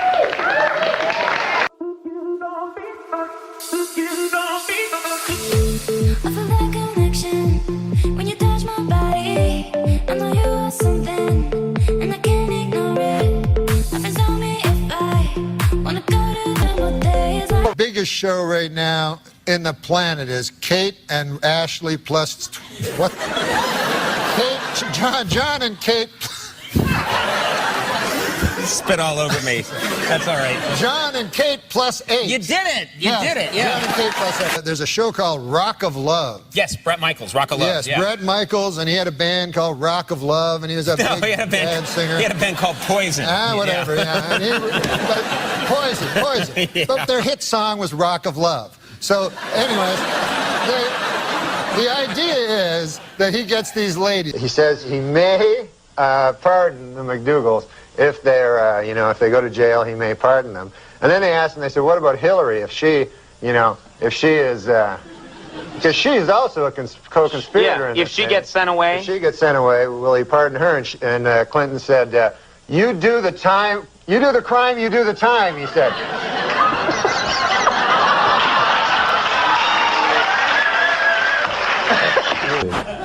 That'd be great. Next time you're on the show, just... On our show, studies show that people don't watch the show, period. Space Jam. You know about this movie? Yeah. Sure, it's Space Jam. Everybody would know it. You know, I know about it. Space Jam is, it opened at #1, $30 million, and I saw the movie, it's pretty good. Michael Jackson's actually a very good actor, Yeah. He's no Shaquille O'Neal, but he's a good, I don't know, this isn't going well. Michael Jordan. What did I say? Michael Jackson. Oh, that's why. No, but Michael Jordan is in this movie, right? He is in the movie, yeah. And he made $30 million for it, and apparently he did the movie because apparently there was some money in the world he didn't have, so he had to. Did I say Michael Jordan? You said Michael Jordan that time. Yeah, you did good that time. Okay, that's any other topicals you want to zing out there before we move along? No, it's not going very well. Thank you from Norm. This would mean so much to be recognized for what's so important to him, which is comedy. He would never even hurt a bug. He would capture and release a bug, so helping any animal meant so much to him. So please be kind to everyone and every being. Thank you so much. I just wanted to say that my father loved dogs, and he loved the 2nd annual HCA Award. Look at this. Here we go. Looks almost like a dog. It is a dog. It's a dog? Yeah, his name is Pizza. Pizza. Well, you have a dog. I never thought of a dog as a zoo animal. Oh, we have a lot of animals there. Well, what can you tell us about the dog? Well, the dog is a subspecies of the gray wolf. Oh, gray wolf. Do you have any gray wolves? Oh, we have so many gray wolves. Oh, well, bring them in. Where are they? They're back at the zoo. They're at the zoo. Far too dangerous. I hope this thing doesn't attack me, whatever it is. All right, I think you guys. Let's see what it is. What is this? Looks like a dog. It is. It's another fucking cocksucking dog. I knew it. Anyways, well, this is a cutie. What's this girl's name? This is Arnett. Arnett. She's very special. Did you know that dogs are a subspecies of the gray wolf? Yeah, I fucking knew that. Everything's expensive. Everything costs money there, you know. I went to buy a dog. I couldn't believe how much these dogs cost. Salesman in a store trying to sell me the most expensive dog in a store, you know. Big $600 dog. Big pit bull, $600, you know. And I was looking to pay, you know, maybe a buck, something like that, you know, maybe $2, something like that, you know. But I was going, hey, don't you got a bargain dog around the joint here? Any kind of a dog of the week going on this week? A big bin of dogs maybe that I could pull something out of there? But this guy goes, no, he says, why don't you buy this pit bull? He says, this kind of expensive dog, but he goes, this will protect your valuables, this dog. You know? And, you know, I don't have anything very valuable. You know, I don't own a lot of stuff there. You know, I buy the pit bull. That would be the most valuable thing I own, right? I'd have to buy something to protect it then, you know? I'd be out shopping for Wolverines the next day there. Show me something in a timber wolf, my good man. I'd be saying to some good man there. No, you don't want a dog like that, man. I want a dog do things for me, you know. Fetch my slippers. That's the joy of having a dog, you know. Pitbull won't do that stuff. Go, hey, Pitbull, fetch my slippers. Pitbull go, hey, I could kill you, pal. I'm a Pitbull. Don't you read the papers or anything? I kill. That's all I don't fetch. I fetch people. That's all I fetch. I can fetch you a guy. That's the best I could do there. And maybe you're wearing some slippers. How'd that be? When I was young, no such thing as a pit bull. When I was a kid, it was the meanest dog around, the Doberman dog, you know? And they'd kill you, too. They'd rip your throat out just the same, you know? But not fast like a pit bull, eh? A Doberman always give you a little head start there, you know? They were a sporting dog, them Doberman. They'd see you in the street, they'd go, hey, is that your house over there? Yeah, go ahead.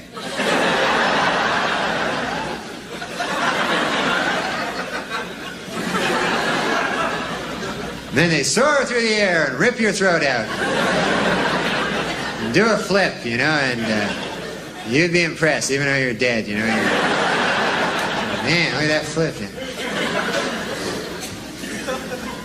But I don't want it. You don't see Dobermans around anymore. You ever notice that? Pit bulls now, they got all the work and everything. All the domestic security jobs go to the pit bulls. And man, a Doberman's like the forgotten dog now, you know. Once in a while you see him on a park bench with a Frisbee there, you know. I used to be somebody.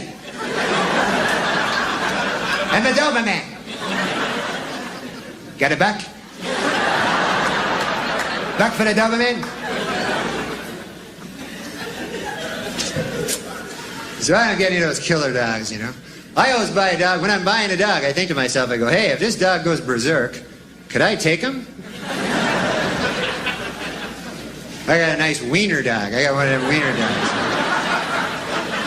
Wiener dog can't rip your throat out or anything like that, you know. Unless you're lying down, you know. You have to be lying down sleeping there, you know. And a wiener dog sneak up late at night, start nibbling at your throat there. Maybe by daybreak he's got a hold of a vein there, he's pulling out a vein there. You know, you wake up, oh, get away from me, you wiener dog. The hell you think you are, a pit bull or something there? Get my vein back there. Where's he get out of a wiener dog? There's a hickey, a little hickey there. That's about all. And that's embarrassing too. Hey, you ever have a hickey, man? You be walking down the street, people see you, hey, you got a wiener dog over there, huh? So I do, now that you mention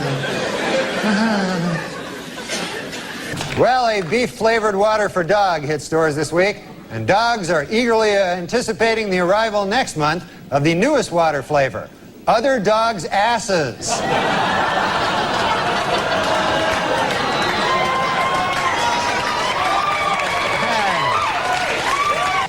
That it? Whoop! There I am. I thought I was over there. A sheepdog carrying $250,000 worth of cocaine in its stomach was found at JFK Airport earlier this week. A customs agent got suspicious when he saw 2 airline employees taking turns sniffing the dog's ass. And in California, a new restaurant has opened exclusively for dogs. Their specialty? A fried chicken dinner, said to be scrotum-licking good.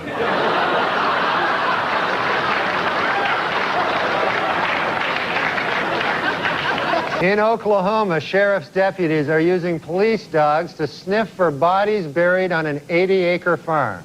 The dogs have sniffed the ground for 3 days, but so far all they've dug up is another dog's ass.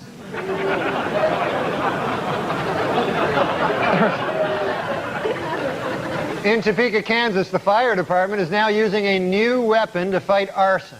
A black Labrador trained to sniff out chemicals used in setting fires. Although it should be noted, if this dog is correct, the culprit in every arson fire this month is some other dog's ass.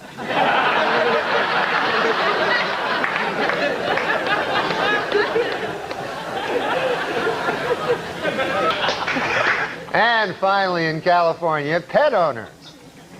Pet owners can now take their canine friends to the world's first doggy wedding chapel, where dogs can actually be married in a civil ceremony. The ceremony ends when the Justice of the Peace says, "You may now sniff the ass."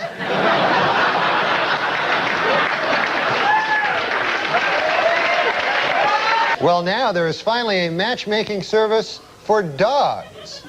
At Happy Animals, matchmakers guarantee to find your dog a perfect mate based on height, weight, age, and breed. So far, the dog dating service has had a 100% success rate because, according to its founders, any dog will have sex with any other dog.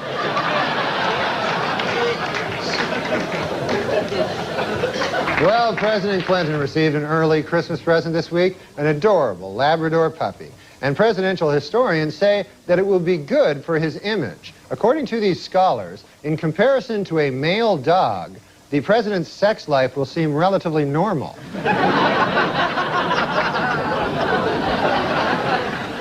I have a joke. Oh, Norm's got a joke. Wait a minute. Here we go. Go. A dog walks into a telegraph office where they send telegrams. Telegram office, right?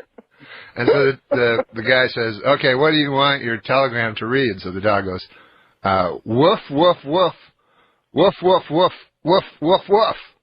And then the guy goes, "Oh, I notice you have 9 words. Do you want to put an extra woof like it's for free?" And then the dog goes, "No, that wouldn't make any sense." I was at a party with a friend and I noticed you first, and you returned my gaze, knew how to quench my thirst. You took me to that room like a dream come true. The dance you performed was just for me and you. Kisses on the neck, then you work your way down. Let yourself go for me all around town. Seductively stood before me. That it is kind of gross, you know, if you're not into it, because it's like why not jerk your dog off? You know, your dog probably likes it, but that's because it's gross. He's a weird one, man. How many people, though, seriously? No, I agree with you, it's gross. Michigan man Curtis Peterson received a 15-year prison sentence for having sex with his pet pit bull.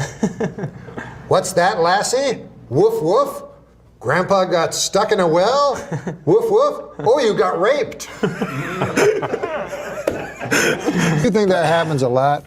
Like lonely people and their dogs? Jerking off their dogs? Oh, yeah. Every time I see a woman walking down the street with a real big dog, I'm like, oh, they're going out. Women? Women are but they don't going even out like with fucking.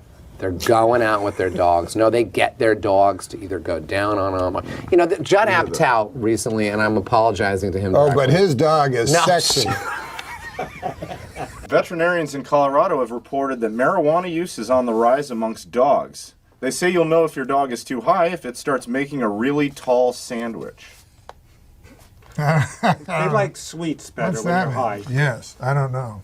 You know, dogs and humans love to run because it apparently gives them a natural high similar to that of marijuana, according to the University of Arizona. Wow.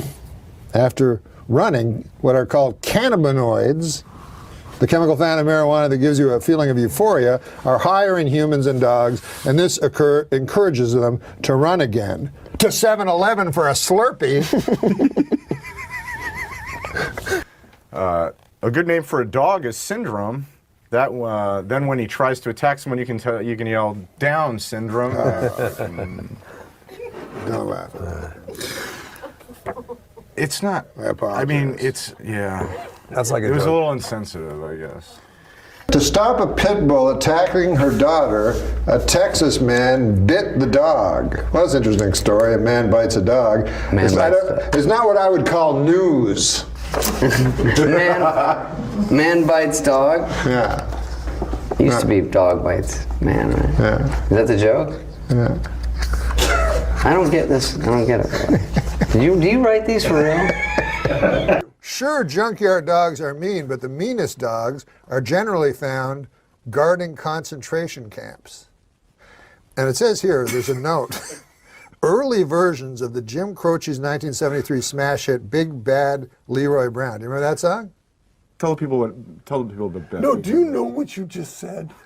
It Did you have included. any idea what you just read? This says. Did you have any idea what you just read?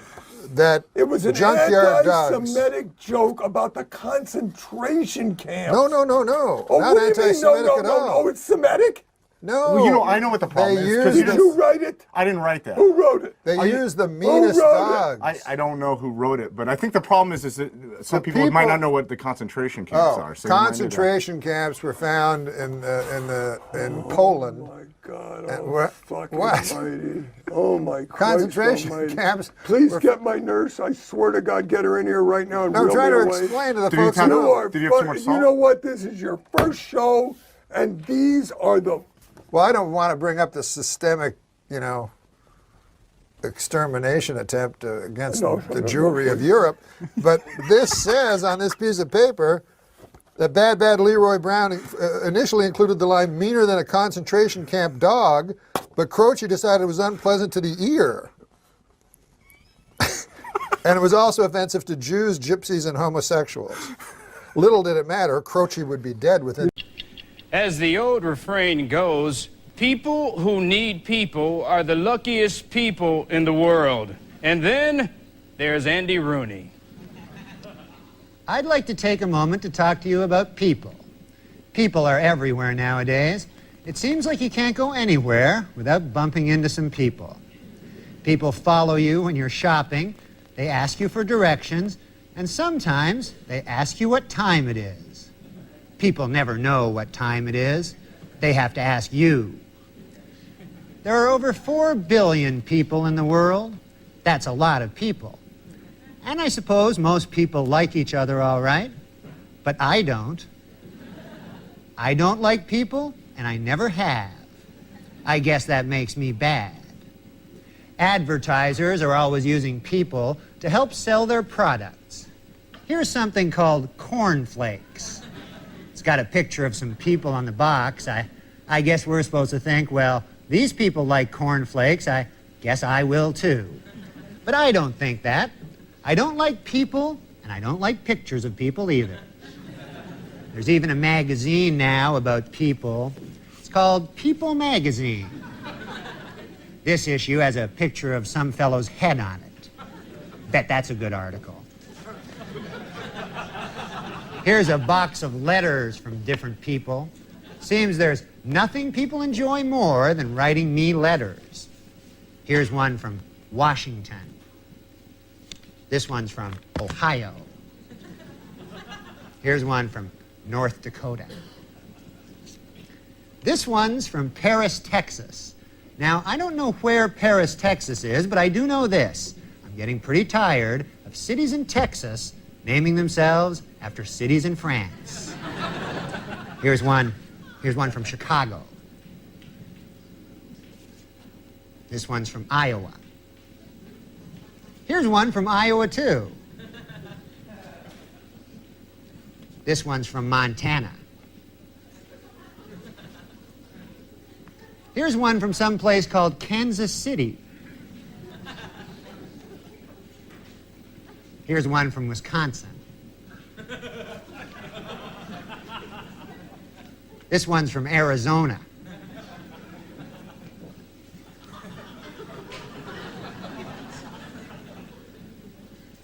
Here's one from Las Vegas.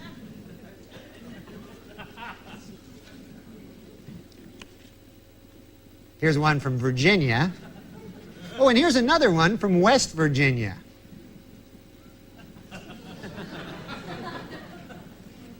This one's from Indiana.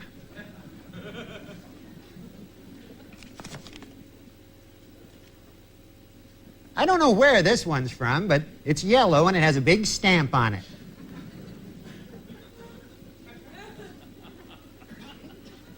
This one's from Colorado.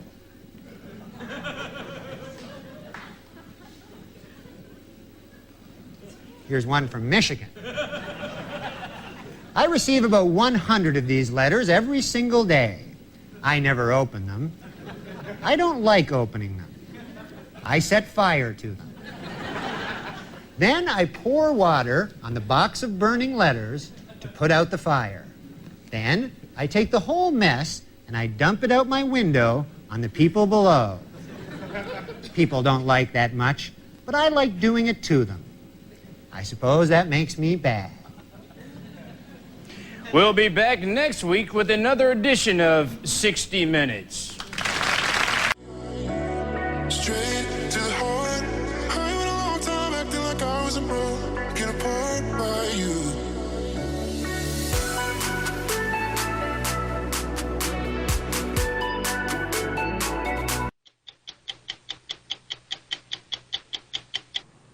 And now, a few minutes with Andy.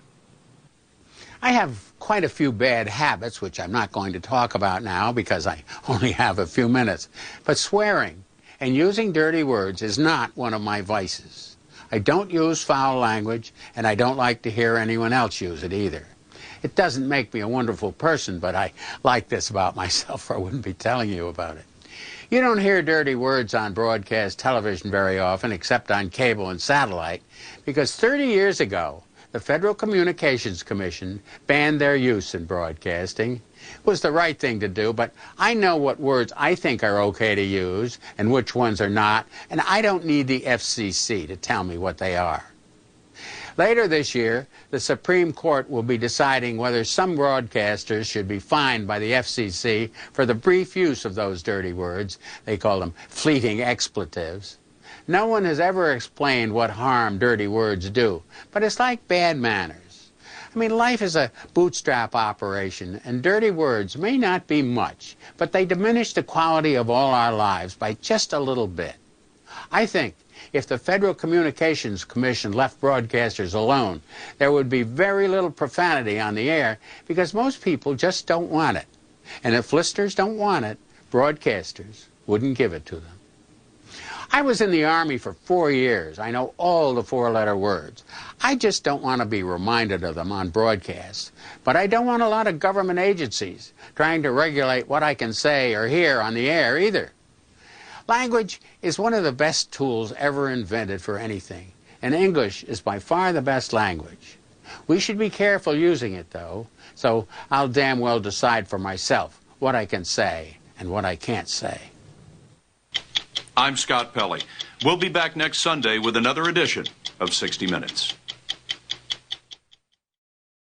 I was going to say, Yes. I really liked him right away. I just saw him, I felt like I understood him a different way, and I felt like deep down he was actually very, very shy, you know? Oh, yeah. Right, don't you Very think? shy. And sweet. And so sweet, Yeah. so sensitive. I was saying, so when you lost your dad, Dave, and you were talking about that, I'm sure he really was like wanting to make you feel so good and so sweet and thoughtful, and probably thought deeply about that that's how he would approach it. Oh, I was going to say before, I think in the last, 13, 14 years, he got you know, as you said, Conan, he was reading 4 or 5 books at a time, Russian literature. Mark Twain was his favorite author. He loved Adventures of Huckleberry Finn. But he got really into reading about God and Christianity. Oh, yeah, And yeah. really wanting to understand God. Where he's headed. Feeling maybe close to death. Yeah, or sure. thinking about death, but really, really wanting to understand God. Al Roker. I was saying, I saw him at the SNL 40th, and I didn't know he had cancer or anything, but I remember as soon as he saw me, he was like, "I love you, Molly." Just he blurted out right away. Yeah. And I think I was like, oh, I just had a sense of like, I could feel that he had this kind of urgency to say exactly what was on his mind in the moment. Right. Because maybe he'll never have that moment again. And I was like, oh, something's different with Norm.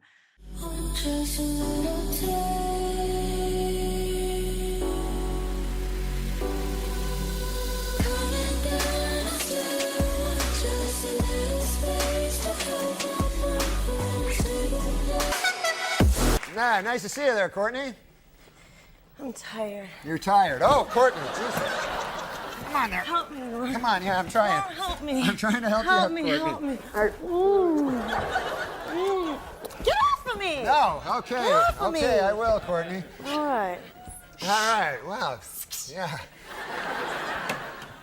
One time I was hosting, and there was 3 guys. I've never hosted. How many times have you hosted? Just one time. It was a mistake. Did it not go well? It was all right. Did you do update? No. You didn't even do update? It was right after I got fired from update. I thought it'd be funnier back then.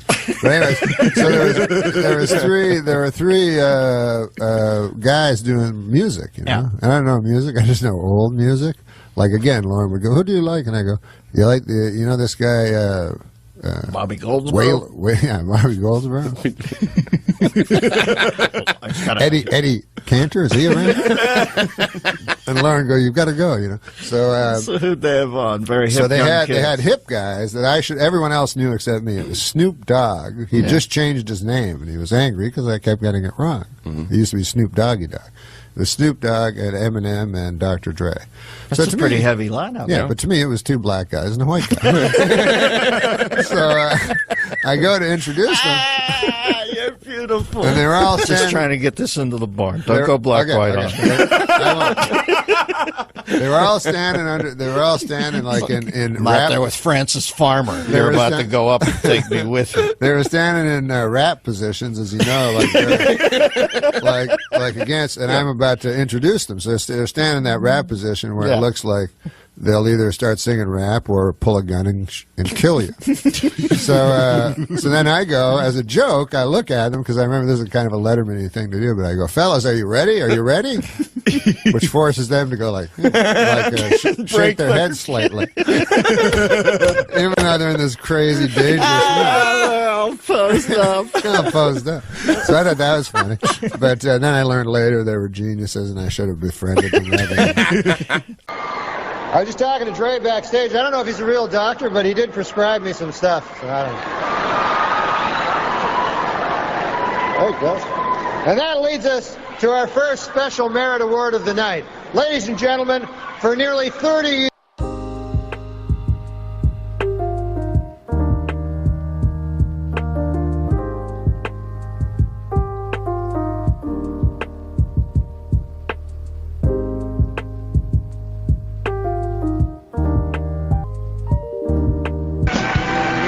Okay, folks, before we continue, I have an announcement from the management. Would the owner of a Glock 9 with the inscription, "Too Puffy with Love," please pick up your gun?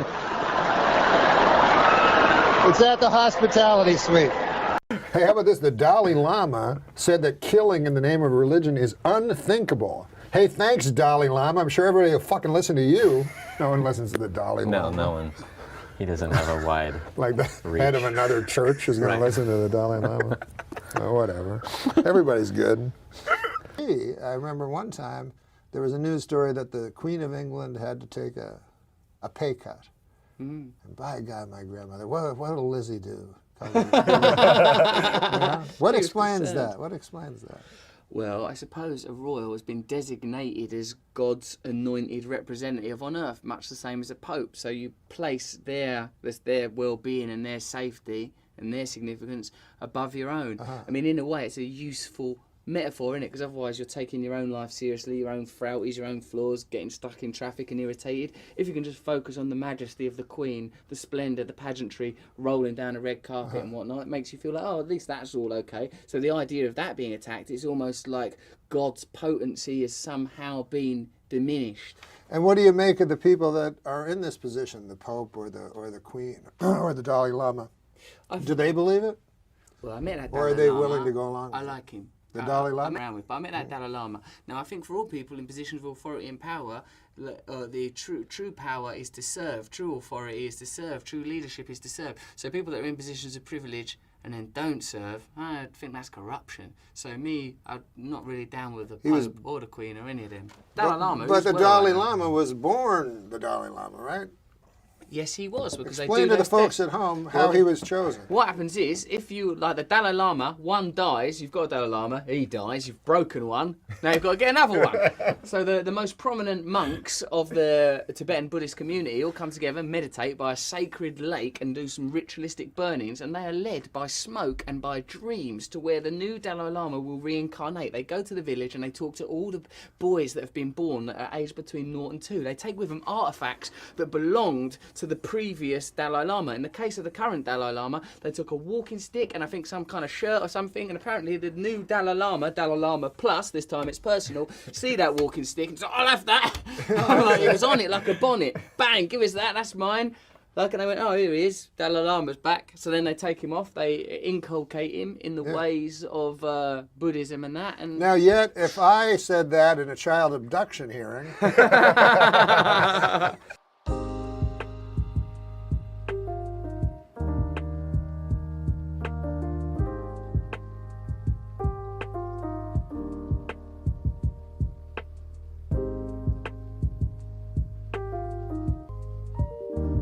So did the Dalai Lama have something about him that was otherworldly or supernatural? he had an ethereal glow, I'll tell you that much, Norm. He was glowing right at me. So, like, when I met him, I thought, yeah, you could tell. He sort of, as soon as I see him... glow a little. Well, that's because I'm working on my messianic undercurrent. Well, this is not a movie, but you asked me what I like to. Every morning I watch the British Office. Oh, British Office is great. I mean, do you like the American version too, or maybe if I hadn't seen the British one? That's the trouble.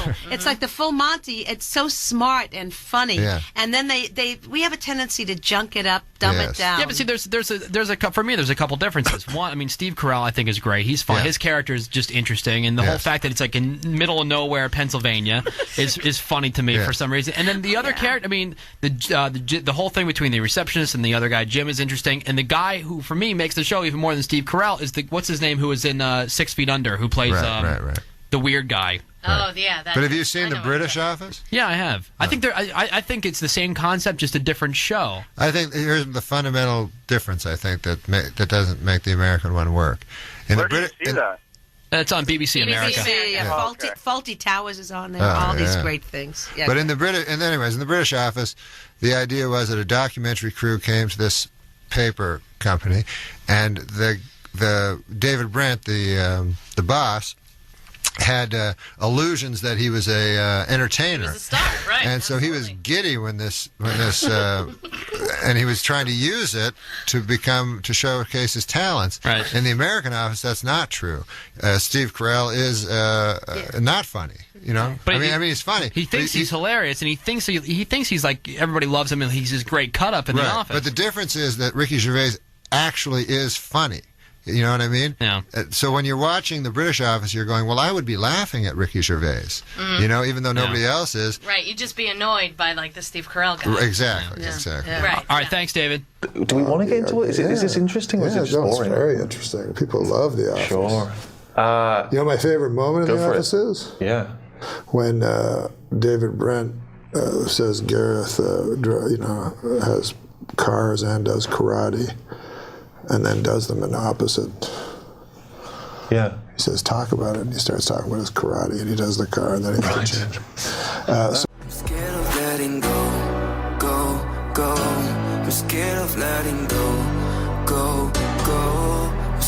of letting go.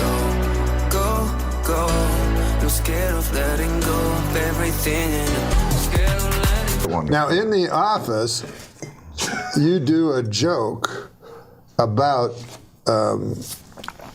George Michael's in the first Office. I don't remember the specifics of that joke. I'd like to apologise to George Michael. Oh yeah, in the bathroom, and then he's a wonderful musician. Yeah, what's his latest release?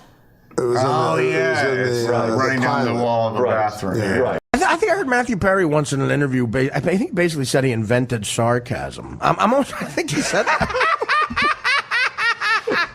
Norm was on Saturday Night Live. Norm tells the best fucking stories about some of those celebrities that went through there. And Matthew Perry had an assistant and said, you know, he said to Norm, Matt wants to do a sketch that he wants you to be in where he talks like he does on Friends. He calls it Matt speak. And Norm said, what are you talking about? He goes, well, you know, he invented a way of talking, the way he talks on Friends, Matt speak. And he showed him a clip, and Norm said, are you talking about sarcasm?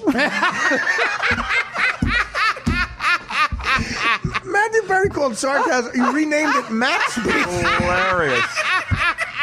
And Norm goes, you're talking about sarcasm?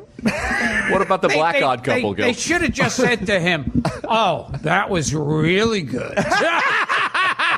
I think one of the younger writers said, I think Matthew Perry's a genius. And I think that's what it was. And Norm said, is he good at math or something?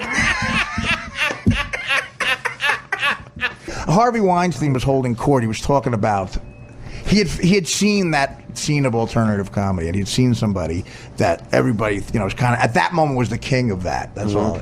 And you know, Harvey Weinstein, I've been seen him at work. He's a very obnoxious, he just yells shit out that he thinks is brilliant, like Stephen Wright jokes or something. Right.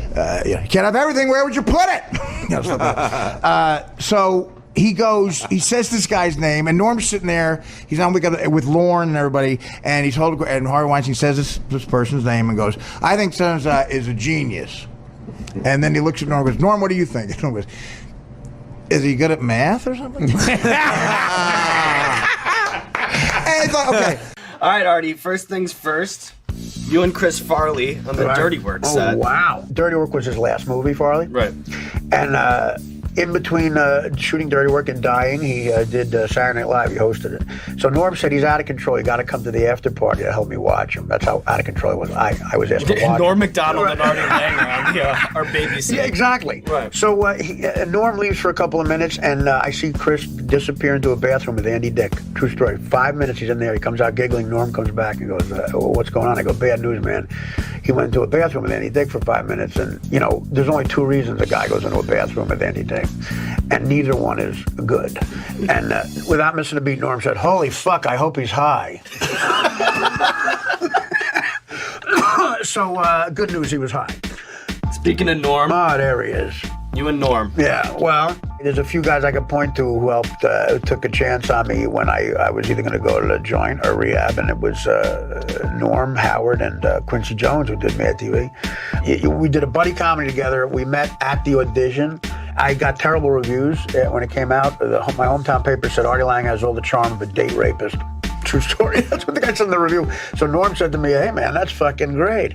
A date rapist has to have way more charm than a regular rapist. He does things that are so ballsy. It takes a lot of risks, and it makes him fun, but also makes him very dangerous. One more for you, Artie. There you go. There's no one better to talk to about show business than Norm because he's brutally honest about it. I'll try to tell the story quick. Go ahead. When Norm had his last sitcom on Fox, right? He invited me to go to the upfronts with him. You know, that big thing where they introduce the shows to the advertisers? Yeah. So the head of Fox, this guy, Sandy Gruschow, right out of Beverly Hills High, permanent tan, permanent fake smile on his face. Right. The head of Fox goes up to Norm, and it's Norm and Jason Bateman, whose show had premiered, and all these Fox people. Goes up to Norm and says, right in front of me and a bunch of people, goes, Norm, I want to let you know that your show is the highest tested show we've had in Fox history. And Norm goes, wow, man, thanks. That's unbelievable. Wow. And then Grushow leaves and goes to talk to Jason Bateman. So this other executive at Fox, this woman Tracy something, comes over and goes, where's Sandy? He was just here. And Norm goes, he's over there telling Bateman that his show is the highest tested show in the history of Fox. See? So that's what I'm telling you. Norm gets it. There's another great quick Norm story. Great quick Norm story. Kid, Artie. Well, Jim will appreciate that. They do a big Rolling Stone article about the Kansas City. That was a great one, man. Wait, what did you They do a big Rolling Stone article about the cast. I got about a good one. So the cast of Saturday Night Live. Right, yeah. And it's everybody kissing each other's ass. So they ask Norm about Chris Kattan. And it's after pages of, I've never seen someone do better character work.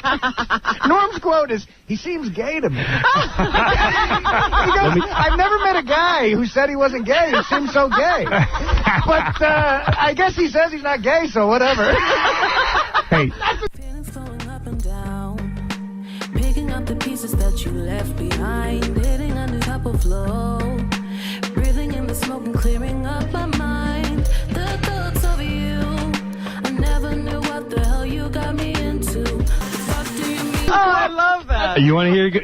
Go ahead. Go ahead. No, you go. We're on SNL one time, right? This is what Norm just didn't care about anyone. This a quick story.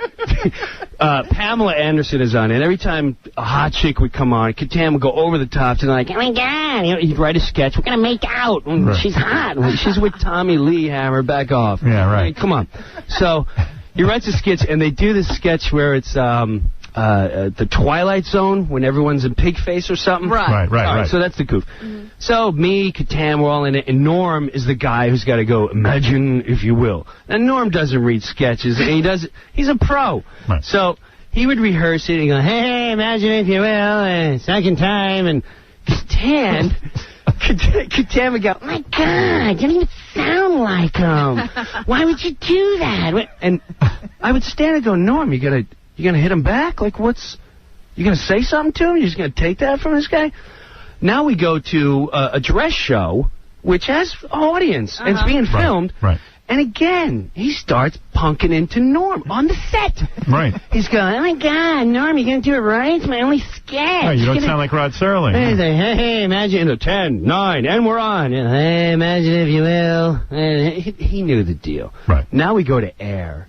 And Norm still hasn't said nothing. Every time Kattan would say something to him, I'd look at Norm like, hey, man, you're my hero. What's up? Because if you're not going to say something, I will. Right. And sure enough, he'd give me like a wink. I swear to you, he'd give me a wink. I'm like, I don't know what's going on. Live Air comes on. And I'm like, 20 seconds to the Twilight Zone sketch. He starts up again. Where Mike, the whole audience is listening. He's like, oh, my God, Kattan. Norm, you better sound like... Oh, God, Pamela, you're so hot. Norm, Pamela, I can't wait if you ever get rid of... 10 seconds! Norm turns to Kattan. Right for his head, he goes, hey, Pamela, did Chris tell you he's gay yet? And he's got all this rage because he likes being gay. Everyone, why don't you just say you're gay and you wouldn't have all this anger and be a pester? 5 seconds! And you wouldn't have all this rage and try to interrupt everyone's sketch because you suck this week. And we're on! Imagine if you will. I'm like, there's my hero. There's my hero. See, he knew to save it for the live air. Saved it. He saved nice. it. And Kattan sank. I couldn't even get my words out. Okay, Mike. Mike is in Canada. Mike, do you have a question for Norm? I do. There we go. Norm, so you have like a laundry list of impressions that you do. What would be your personal favorites and why? And do you think you could do a little bit? Good question.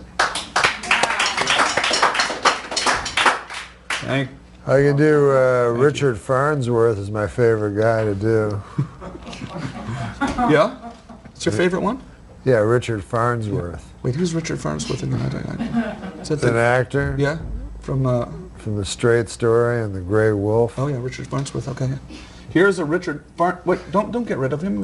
He's got to see the impression. Yeah. He goes, when I was in the Army,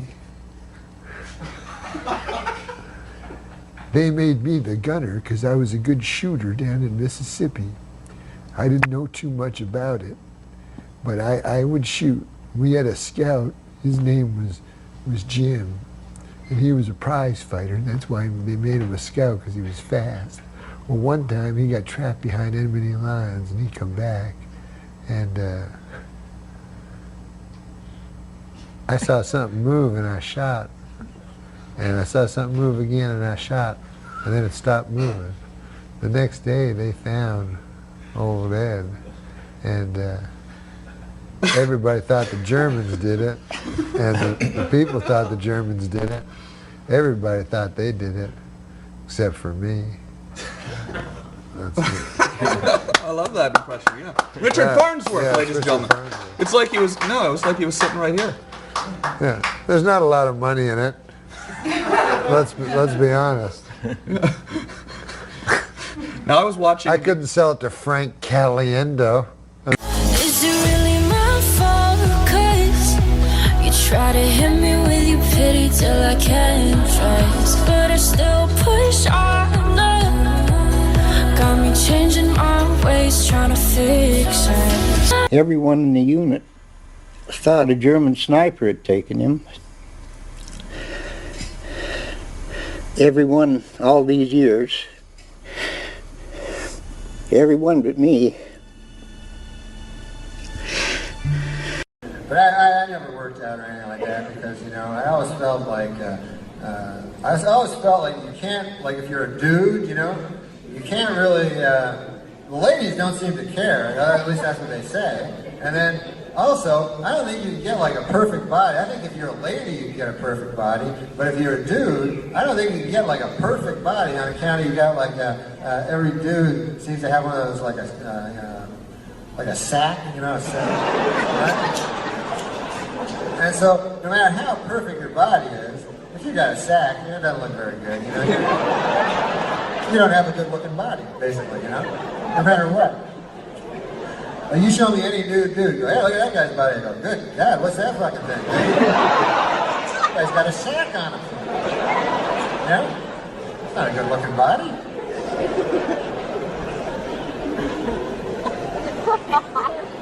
You ever see a guy with a good-looking sack? You know, yeah. You ever hear a guy go, hey, Bob, you know what your best feature is? Me and the guys were talking about it. Your sack. Oh, Lord, that's... You doing something different with your sack lately or something? God damn, that looks good. Good looking sack you're toting around there, I'm telling you. Right? You can't work out on that or anything. You got no machine, you got no sack of steel. They just give it up on that, man. That's why I'm surprised at fucking those plastic surgeons. Why are they working on the sack, man? Guy go like, man, I got a little thing here, a line under my eye. I'm gonna get that taken care of. Meanwhile, huge ancient old sack hanging out. Yeah, that's my problem, man. That eye thing. That little crow's feet there, man. I get rid of them, that'll be good. Sack's old too, man. That's older than you, your sack. I don't know how that worked out. You know what I mean? You can have a dude like 25, his sack's like 100 years old. Right? Sometimes you turn to it for advice. You ever do that? You go, right? You go, what would you do, wise old sack? You know? He's like, I tell you something, son.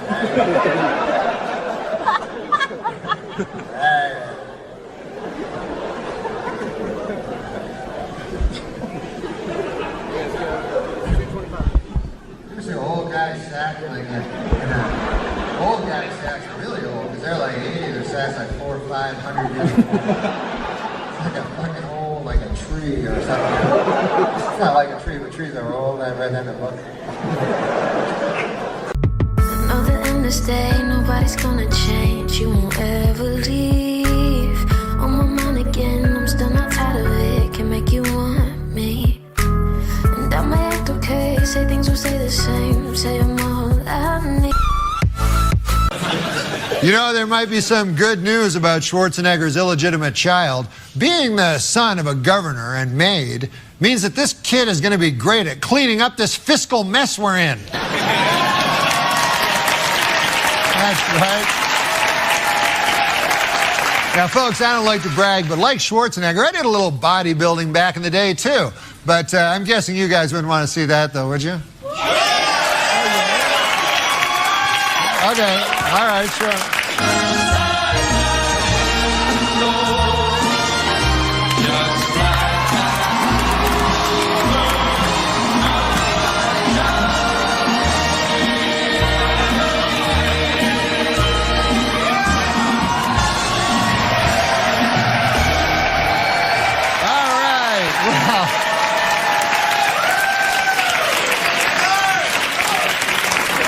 Let's hope that doesn't live on the YouTube forever, long after I'm dead, out of context. In the December issue of Playboy, 60 Minutes reporter Mike Wallace reveals that he has not only smoked marijuana, but that it made him sexually aroused. According to Wallace, he made these comments in an effort to frighten young people off sex and drugs forever.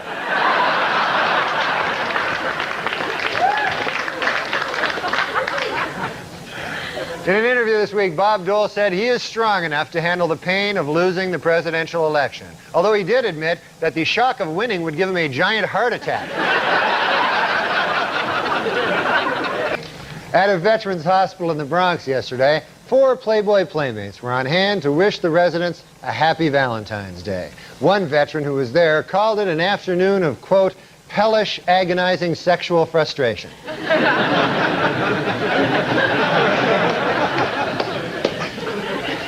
Senator Strom Thurmond, at 94, the oldest person ever to serve in Congress, has been hospitalized this week with a bout of the flu. Doctors who examined the senator thoroughly got kind of nauseous.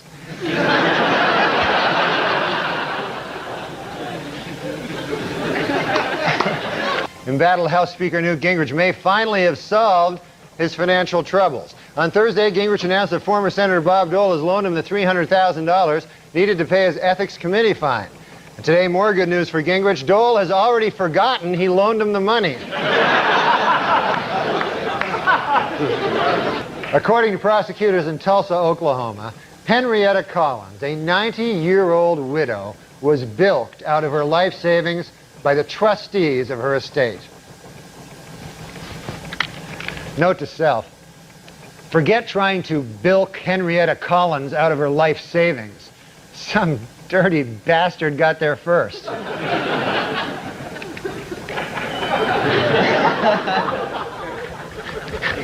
Former President Ronald Reagan is selling his Santa Barbara ranch to the federal government, which will turn it into a California state park. In what can best be described as a sweetheart deal for Reagan, he will get $5 million for the 700-acre ranch, and he will still think he owns it.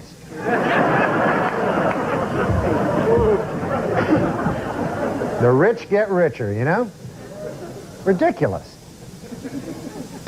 Well, our best wishes to North Carolina Senator Jesse Helms, who at 76 years old recently underwent surgery to repair an old knee injury.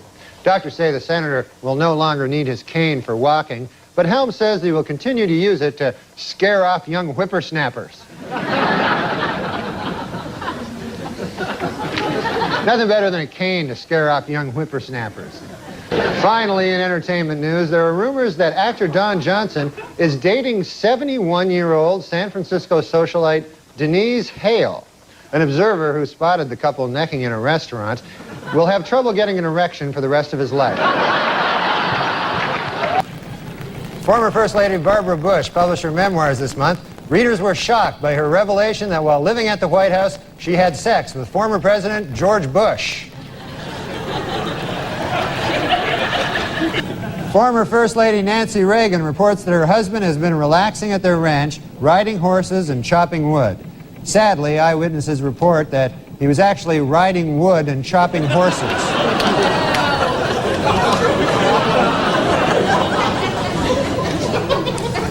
George Foreman says his upcoming autobiography will be an inspiration to every American who has tried to reach the impossible dream.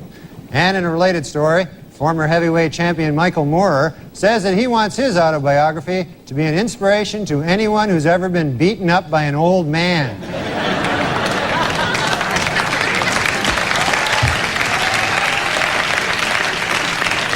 Well, next Tuesday is Halloween, or as evil old people know it, Razor Apple Day.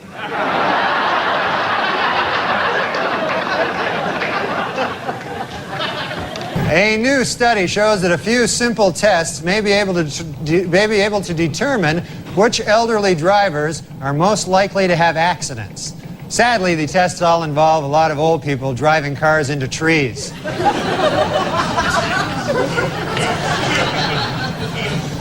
Kind of sad. This week, President Clinton played golf with ex-presidents Gerald Ford and George Bush. Bush hit an old lady in the face with a golf ball, giving her a broken nose and 10 stitches. But don't be impressed. It took him 5 strokes to do it. So. Cowboy legends Roy Roger and Dale Evans launched an internet site on the World Wide Web yesterday so hackers can learn more about the Western duo. The most asked question so far, hey, aren't you guys dead?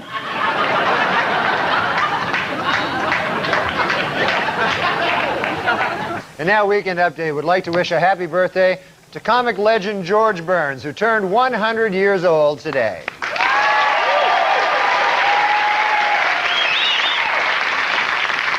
You know, I don't know the secret to his longevity, but I think I speak for all of us when I say, I hope Pauly Shore doesn't know it either. A shocking crime in Bunell, Florida, where a 92-year-old man in a nursing home has been charged with sexually assaulting an 85-year-old woman. A nurse who witnessed the attack has not stopped vomiting.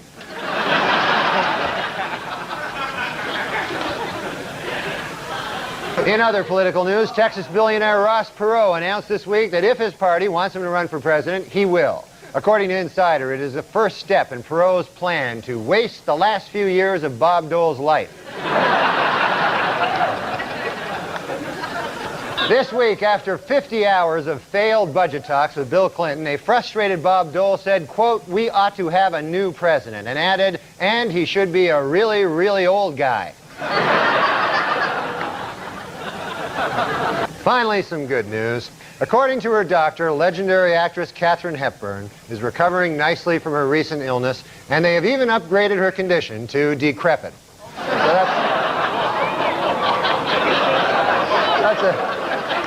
that's nice. Well, you don't like her? You don't like Katharine Hepburn, for God's sake?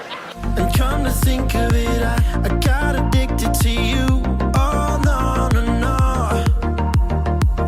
And come to think of it, I need somebody like you. Oh, no, no, no. I need someone like you. An 89-year-old Washington man fought off a robber with a golf club. Though, to be fair, the only reason the guy was swinging the golf club was because he mistook the robber for the grim specter of death. Oh, goodness. Goodness gracious. What kind of joke is that? I don't know. That's Adam Egan's going to read That's one not now. a joke. It's sort of not. Why can't I have a good joke with a good I'll give you a good punchline? one. I'll give you a good one. Does that make sense to you? You're a golf guy. It makes some sense. Here's a joke about an old guy. This is actually, the premise of this is true. The world's oldest man died yesterday. Yeah. So what do you think of this joke? Man had died. Cause of death, everybody yelled surprise. Oh, it's You don't read it to yourself. That's also got a Japanese ending where they yelled supplies. Lady I saw you with last night. It's rude. Bit of a hippo. I read about a hippo swallowing a man, and I thought of you. No, you remember Ruth? You remember Ruth? His girlfriend is a wonderful kitchen butt. Remember Ruth? Yeah. Dr. Ruth? Nah, he went out with this big fat hog named Ruth. I listen, it's not sexist in any way. It's not sexist. No, The whole family. The whole family. Ruth's family? Oh my God! They may as well live in a sty. Okay. Because not only, I mean, they were obese, the whole family. Sure. But they were filthy. Like pigs. Like pigs, they would eat, and then the food would fall on them. And the father, I remember, like, his gut was way up. And you know, the fucking, and the skinny arms like a He would just pterodactyl. eat off of his yeah, own gut. all the time, yeah. Mwah, mwah. And then a big fat Ruth there with this fucking guy. And she'd always sit on his knee. He'd, whatever. I don't even want to get into This is it. when you were drinking heavily. I mean, it's just rude. No, I know. I mean, I'm not saying that her. Listen, people have girth issues. Yeah. I mean, I think it was It's the inherent. PC I mean, it was just. version. Yeah, I mean, I try to be. Girth issues. Yeah, it was. Yeah, it was Gene's issue. I mean, I don't think she could really help it. Oh yeah, no, it was all genetic. Her genes were not flattering. Her genes caused her to buy a lot of fucking pastry. I'll tell you that. No, but she was a nice lady, you know. Yeah, really nice lady. But spiteful. Really? She Spiteful? sounds great. Yeah. She was nice. She was nice, but she was horribly spiteful and horribly obese. Yeah, she was mostly known for her spite. Like, if you got to know her. Known. Yeah. You have got to be know really her, spiteful to have that beard. Absolutely. I knew her for 3 months. I didn't even see a fat person anymore. Just pure spite. Spite. That's a compliment to some fat people, though. I guess. Had you said that to her, I don't even see fat when I'm around you anymore. I just see spite. No, she was. One Well, time I she tried helped to. me through a dark time. Yeah. One time I tried to drive her around her and I ran out of gas. I don't want to say she was spiteful, but she could be watching, man. I don't want to say she was spiteful, but one time she got on the scale and said, "Please, one at a time." I mean, this lady was spiteful. Yeah, she was a big girl. That's I get spite. it. Why was she spiteful in that analogy? Getting on the scale. Well, The scale was spiteful in that. well, that's true. Maybe it's the scale that was. One time, she was so spiteful, she was swimming in the ocean. A helicopter fucking radioed down for landing instructions. I mean, she was a little spiteful. Now it's just God a bless euphemism. Ruth. God bless Ruth. God bless Ruth. She was named after the biblical figure Ruth, which covers both of our religions. Thank the you. Book of Ruth was in the Old Testament. The Book of Ruth? Is that really a book? You're not familiar with the Book of Ruth? No. Do you know the Book of Ruth? No, but every time you talk about Ruth, you always refer to the chapter of Jonah.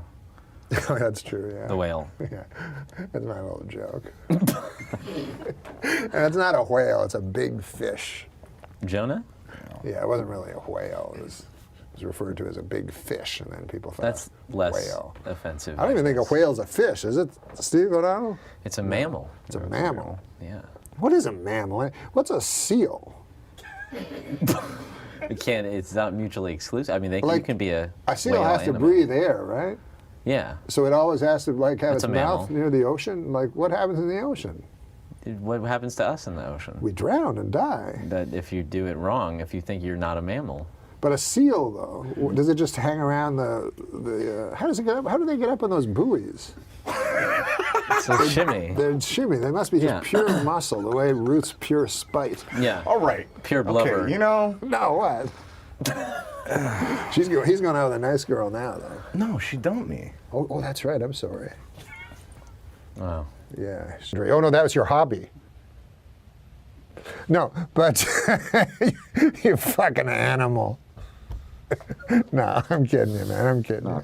You're an ordinary guy. The search continues in the Indian Ocean for the Malaysian Airlines Flight 370 as they listen and try to follow the pings. These guys sound like me always listening for pings. The pings are my Chinese neighbors. Jim and Ellen Ping. Jim, the other day, very nice guy, Jim Ping, Oh, they really do exist. What is this thing you're doing with your face? Oh, it's... Do you have allergies? No, I'm not used to these glasses, but he was very nice. So you think that's going to help? And he lent me... is that the face I'm making? Well, one time I thought you were joking around. You were looking at me like... Ping? That is my neighbor. A nice fella. Nice guy? Lent me his abacus I want to do yesterday. this. Jesus! Oh, come on, that's not a Chinese guy. I wasn't saying it was. That was kind of What are you, racist. Mickey Rooney? Hey, come on. I know he's dead, Have a but little Mickey Rooney respect. did a very racist thing, like you just did, in a movie called Breakfast at Tiffany's by the wonderful Truman Capote. I wasn't doing anything racist, and you know it. But go ahead.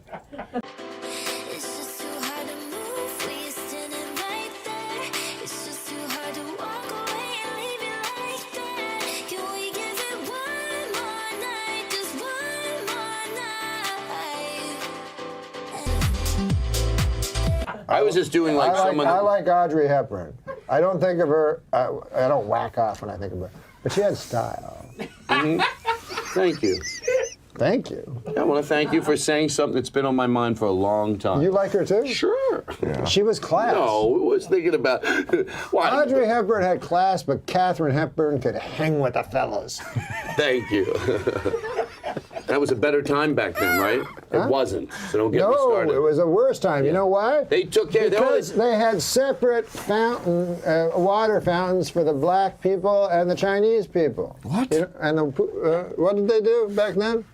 Segregated water fountains you're talking about. Yeah. I know you're just kidding. No, I'm not kidding. Well, they yeah, had but everybody segregated knows. water fountains. Now, I know you're not kidding about the event of it happening, but I know you're kidding. Of course, everybody knows that. I'm saying it's a bad thing. Well, of course it was a bad thing. Yeah. But answering to my question. It existed, as did the Holocaust. I love Bob Hope. I thought he was the greatest comedian ever. I think Bill Cosby's the biggest comedian of all time. Oh, do you? Yeah. Yeah. I don't think anyone will ever match his production and quality of material. Mm-hmm. Do you like Bill Cosby? I love Bill Cosby. Yeah. Did you listen to those records when you were a kid? Sure. I mean, listen, I grew up, he was my hero, you know? I loved him. I wanted to be just like him. Great stand. I didn't like his comedy, but I wanted to be just like him. No. What do you mean?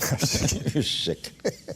I'm only kidding. Okay. We went and saw him. You know, I had maybe the greatest Bill Cosby story ever. Really? And now it's not in the top 10,000. Because I'll tell people the story. Right. And I'll constantly be interrupted by, and then did he rape you? I'm like, he didn't ever rape me. It had nothing to do with the story. There was a story you had told about your father and Bill Cosby on David Letterman. Do you think you could share that with us here right now? I remember that. Yeah. That was when, I opened for Bill Cosby. Right. You want me to tell you the story? Yeah, tell the story. It was terrific. No, I opened for Bill Cosby at this college. So there's 100,000 people at the college, you know. It's the University of Oklahoma. Can you guys hear me? Yeah, for sure. Like 100,000 people to see your show, Norm, or just... No, to see Bill Cosby. Oh, to see Bill Cosby. I was opening for him. Oh, okay. So, it's a football stadium, you know. So they have this little tiny, stage, you know, and so I went up there, and I had my suit on and everything. And then I talked, and no one laughed. They were all just talking to each other. I don't think they even noticed me on stage, you know. And they didn't mind that I was on stage, but they they didn't boo or anything. I don't even think they saw me. So I finished my thing, and then I got off, and Bill Cosby came up, and he was wearing, and he talks just in little. He talks he doesn't use full sentences. So he said, why, I was wearing a suit, he goes, why this suit, suit, or something like that. So I said, no, I was trying to show the respect, Bill Cosby goes, college, wear the sweatshirt and the pants, so he just had a sweat suit on, So, anyways, he says, this shows you how good Cosby is. He's like, he was asking the girl, from the student union or whatever, he goes, what's going on here, So she goes, well, next week we're playing Tulsa, and it's a big game, So then he goes on stage and he goes, we're playing Oklahoma State. He goes, Oklahoma State! So everyone cheers, right? Then he goes, Tulsa! And then everyone boos. And then he says it slower. He goes, Oklahoma State! And then everyone goes crazy. He goes, Tulsa! He does this 6 times, and the audience is going insane by the end of it, cheering and booing. And then at the end he goes, next week I'll be playing Tulsa, and I'll be doing that bit in reverse. Then he laughs. Everyone laughs. So then they loved him. They didn't even notice I was on stage. And so anyway, then the show ends. And then I'm talking to him, and I was telling him, because when I grew up, my dad and I would listen to Bill Cosby albums. He would love Bill Cosby, my dad. So I said, my dad loves you. He goes, where's your dad live? And I said, Ottawa. He goes, Ottawa. And then he turns to his manager guy that was with him, and he goes, Maury, aren't we playing in Ottawa when I thought the schedule. So then the guy goes, yeah.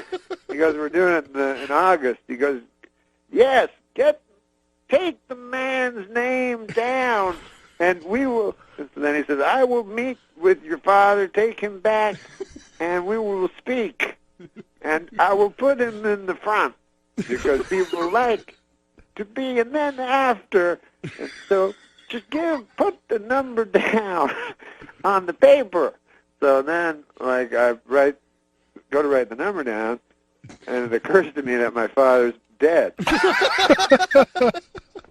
So, but I don't want to say that to Bill Cosby, you know. So I just write down any fucking number. Like I just write the area code and then 7 digits. So that's the story. So then later, like a couple of months go by, and this also shows you like the power of like a guy like Bill Cosby. I was doing some lame thing on the Drew Carey show, you know, I was supposed to be a lawyer or something for one episode of the Drew Carey show. So I'm on the Drew Carey show. I'm rehearsing, and a lady runs up and she goes, "Bill Cosby's on the phone," you know. So I go, what? So I go and I answer the phone, and it's there, I swear. It's Bill Cosby. So I go, hello? He goes, your father does not answer at the phone.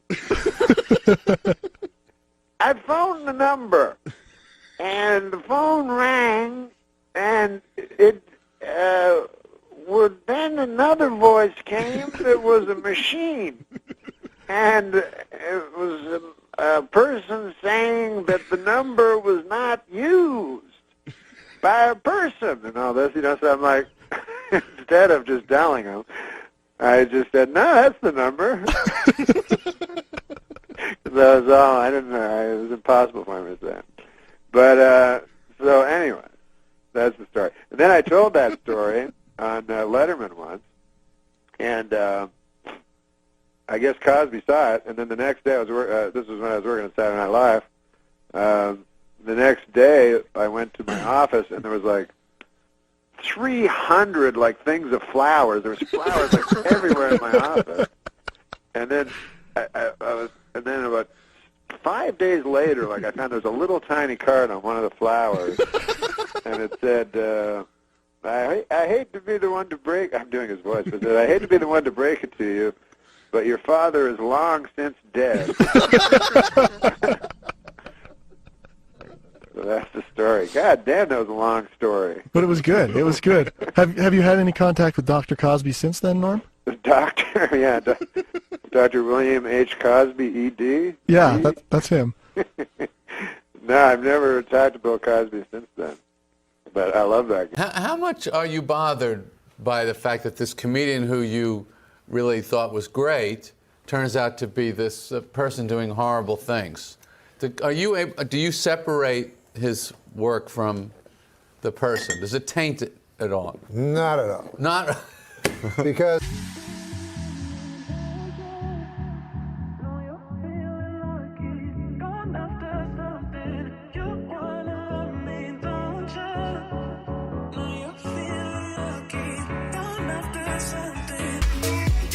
not at all. Listen. Suppose nothing else for me to do. I don't know nothing about these old fellers, but you hear, hey, Beethoven. Yeah. Raped his own daughter. He did? Well, let's say he did. Okay. Would you give a good goddamn? Would you give her a rat's ass? Yeah, I would. That's pretty bad. Pick up different crime. Right. Different crime. Now, do you think Cosby's legacy will be hurt? Yeah. You do, huh? I mean, there was a comedian, Patton Oswalt, he told me, I think the worst part of the Cosby thing was the hypocrisy. And I disagreed. You disagree with that? Yeah. I thought it was the raping. That's my feeling. Most rapists are hypocrites. You don't meet many go, I like raping, and I know it's not politically correct, but by God, people go, well, he's not being a hypocrite, and that's the worst part. I don't know if you know this, because you've only, on the app, you've only seen my face. But I don't want you to be surprised or shocked or set back or put off, because when you see all of me, I'm a big fat fuck, I could put my hands in my pockets when I'm naked. I'm a big gal. I'm chafed. I don't know, man. Dude, Norm. I haven't done Norm in a long time. Where have you been, Norm? What's been going on, man? Well, I've been on these dating apps, How about that Bumble? Yeah. That's good, because that one scrolls up and down, not left and right. Yeah. So if you want information on the lady, I have to go down to the bottom, And then way at the bottom, it says she lives in St. Louis. All right, what am I going to do? Yeah. St. Louis? What am I, a Cardinals fan? What, the H? Yeah. What the H? What am I fucking going to take her out for a Busch beer? I could go down a rabbit hole. Sometimes I just can't stop doing that. And Norm, some people are saying you're still living with your mother. Is that true? No, that's crazy talk, Yeah. I may drive around Natchitoches, Louisiana naked just because I like that gal that cuts her kid's hair on the lawn, Yeah. Neighborly. Yeah, Toby's mom. I like these girls on the apps that go long-term relationship only. Yeah. I don't believe that's true. Nobody, Theo, walks onto a car lot unless they want to buy a cock. Have you been with some pretty bigger gals, Norm? You seem like a guy that knows his way around a real a two-bedroom lady, Well, it's funny you bring that up. 2-bed. Oh, my God. I don't have to think I'm making fun of him. Oh, dude, everybody's making fun of Norm, man. Why? He's the best. No, he's the best. Hold on. I am not making fun of Norm. I don't think you're making fun of him. I know you. Artie Lang told me they were doing San Francisco together, and Artie Lang was opening for Norm. They're in San Francisco, and right before Artie goes on stage, Norm goes, "Hey, Artie, no, don't do any of that fag stuff, Don't do any of that fag stuff out there. San Francisco, you can't go out there and do homosexual jokes, And he's like, well, I like to. He goes, yeah, no, you can't do any of that gay fag stuff. It's not going to fly here, You have to have respect for where you are. Yeah. So Artie goes out. There's 20 minutes. Norm comes out his first joke. Hey, how many fags here have AIDS? They say AIDS does not discriminate, but only gay guys have it. That's kind of discriminatory, And I think not discriminating is supposed to be a good thing. Something like that. But she goes right on stage, hey, how many fags here have AIDS? Oh, man, that's good. Hey, don't do any of that gay stuff, okay, Artie? You have to be quiet, And we did about 7 cities. So we came to San Francisco, and I had only done a club here. And Norm comes up to me, and this was good. Norm just loved torturing people, and he does it in the most brilliant way. Right. He comes up to me and goes, listen, man, we're in fucking San Francisco. No gay shit. And I go, all right. Well, if I played San Francisco before. He goes, nah, that's like you're at a club. There's a fucking theater, man. There's critics out there. Don't fuck me, man. No gay shit. And I go, all right, fine. So I go out 20 minutes, and I have 4 seconds at that point in my life without gay stuff. So I get through the 20 minutes. I introduce Norm. Norm walks out, and I'm listening from the back. Before he says, good to be here, you're a great crowd, nice to be here, the first thing that comes out of his mouth, hey, how about that AIDS?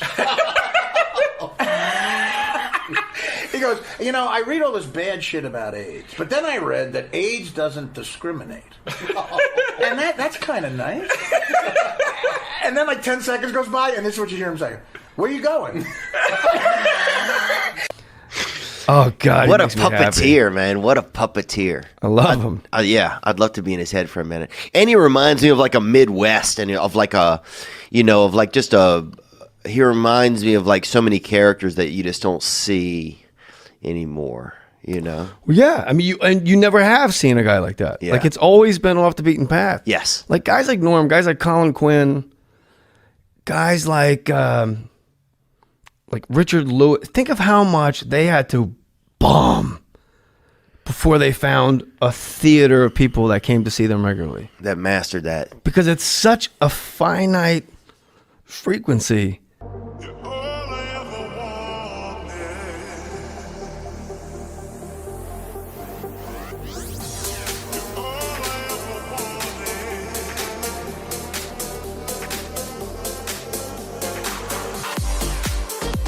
What is your favorite Norm MacDonald story?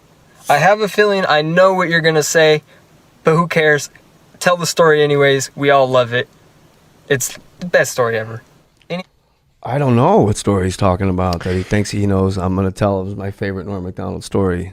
I don't know either. I was at Antioch, California, Pizza Man. I Yeah, love how'd you like to be at home, you know? Yeah. Yeah, a bunch of Oh, yeah. kids. Yeah. Big fat wife, big fat fuck, you know, giving you an ear beating. Beautiful big guy. And I'll take care of everything. I'm going to order a pizza. Yeah. That'll make everybody happy. Yeah. And that guy is asking questions on the Theo Vaughn podcast. And his pie's 7 minutes late. Meanwhile, that fucking guy's wife digests him. You can't give up. I go insane doing it. No, it's so good, though. My favorite Norm MacDonald story is probably one you guys don't know. It's in my book. Is when he would. Okay. Greatest. I think I know what he's talking about. Wow. What was the kid's name? Antioch Pizza Man. Ryan Louderback. Ryan Louderback. From the Antioch Louderbacks, you know, not to be confused with the ones in Pahrump. I don't know what's going on here. We were writing a sketch. Well, I was watching other people write and rewrite a sketch. And there's like 30 writers, and the sketch was David Spade. Fred Wolf wrote it for David Spade. I'm pretty sure it was Fred Wolf. And it was a weight loss supplement, but it was just PCP and crack. Oh, yeah. And so you put it in a milkshake, and you smoke it, and you just go about your day. And then, like, you know, when they show like a fat person becoming a skinny person, it says like, 16 weeks. It was like 6 hours. And David Spade's like, I'm going to help you lose weight. You just hear like, ride the snake. You got to ride the snake. Don't let the snake ride you. And then they just have all these people like shrinking into like skeleton bodies. And because it's just crack. It's all drugs. Yeah, that's drug related. Crack. They say drug related. And they have Farley, a pre-filmed piece of Farley at a drive-thru window that they're going to cut to in the sketch. And Farley pulls up to a drive-thru window and he goes, "I'll have." He's one of the people that are just started. And he goes, "I'll have." Can I take your order? He goes, "Yes. I'll have 14 cheeseburgers, 14 hamburgers, 4 vanilla milkshakes, 6 strawberry milkshakes, 3 chocolate milkshakes, 6 apple pies," and it just goes on and on and on. And the rewrite, it was like from 1 in the morning till 3 in the morning. I'm not kidding. It was 2 hours. Guys from Harvard, Brown, Yale, arguing over because the guy goes, "Will there be anything else?" And what he says next for 2 hours, they're like, "How about he repeats the exact same order again?" Yeah. How about he says all that and goes, "A Diet Coke." How about he says all that and goes, "Make that 9 apple pies." When I say 2 hours, Theo, I'm not kidding. From 1 a.m. to 3 a.m. And what we didn't know was Norm was sitting on a couch at the other end of the writer's room. And it's just going around, and it's chaos. I could totally imagine that too. But it's like, people I'll have justifying their jobs. This huge order. Anything else? And he goes, "Yeah," because he was like, "Yeah." Anything else? Yes. And then what comes after he says yes? That's the whole crux of the argument. And Norm goes, we know he's in the room. He goes, "Hey, you guys," we're all jumping. "Hey, you guys got Chris going, give me all that food, like 14 of those things and 25 apple pies, you know?" And the guy in the box goes, "Hey, will that be all?" Why doesn't Chris go, "Yes"? It's the greatest rewrite in the history of comedy. Yeah. We had him going, "Will that be all?" "No, I also want." And Norm's thing was like he had pride, like he had control after all that fucking food. How about he goes, "Yes." Yeah. One syllable. One syllable. We were on the ground, rolling, laughing. And then when they filmed it, he's like, "I'll take 14 cheeseburgers and 44 fries and this and 22 cheese milkshakes and this and the apple pie." And the guy goes, "Will that be all?" And Farley goes, Yes. Like he's proud of himself. It was fucking amazing. It was white hot. One thing that's funny, here he said, asked me to write dirty work too, so I worked all day yesterday and finished it. This is Norm MacDonald on Twitter. Just yesterday, he's working on dirty work too. First of all, it's got to be a parody tweet because it's a 500-page manuscript. Scripts are usually about 106 pages.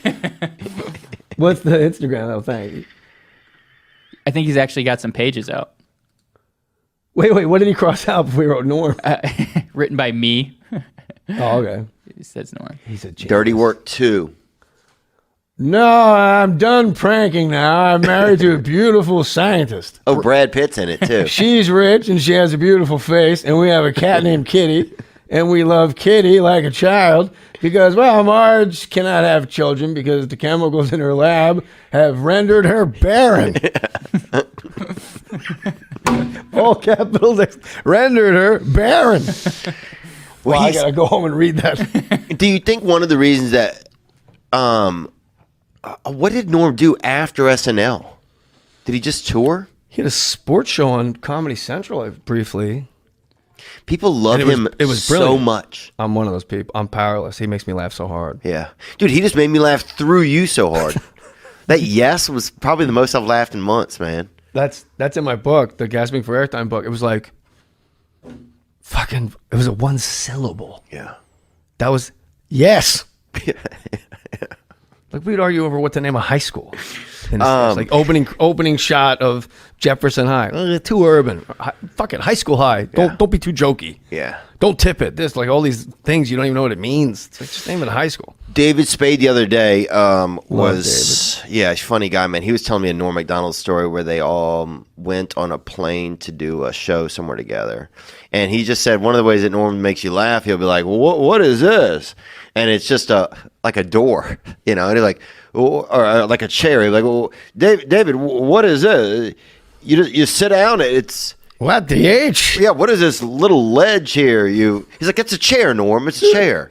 He's like, well, what do you do with it? There's 3 of them right here, and it's just. What if I'm not sitting down? It stays here. But he went on like this 5-minute monologue of Norm MacDonald asking him what a bathroom door was, and it was one of the funniest things I'd ever heard. And it was just, he just says, I don't know if it's his voice or what it is about Norm MacDonald that just makes. I mean, I don't know. It's just there's nobody like him. It's the only thing making that sound. Right. It's a dog whistle. It's the only. You can only get Norm MacDonald with Norm MacDonald. It's the only sentient being that emits that transmission. Gang, yeah. Like we all got like all these influences going through us at different times and regional accents and dialects. He's just Norm. Yeah. Like. And now if a guy like Norm walked into a place to get work, it'd be like, oh, nah, man. Yeah. It's just so, they've missed a lot of norms, I feel like. I feel like there's been a lot of norms over the years. It's been 30 years since a jury awarded a woman $3 million when she was severely burned by McDonald's hot coffee.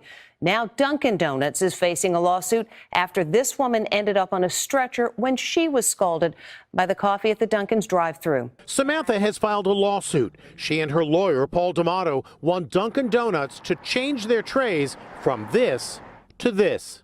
Last month, an 80-year-old Albuquerque woman was awarded over $2 million in damages from McDonald's after she spilled some of their coffee in her lap and suffered severe burns. As a result, McDonald's this week has put a warning label on its coffee cups that read, "Caution, do you think you can manage to avoid pouring it directly on your crotch this time, you senile old hag? Think you can manage that, huh?"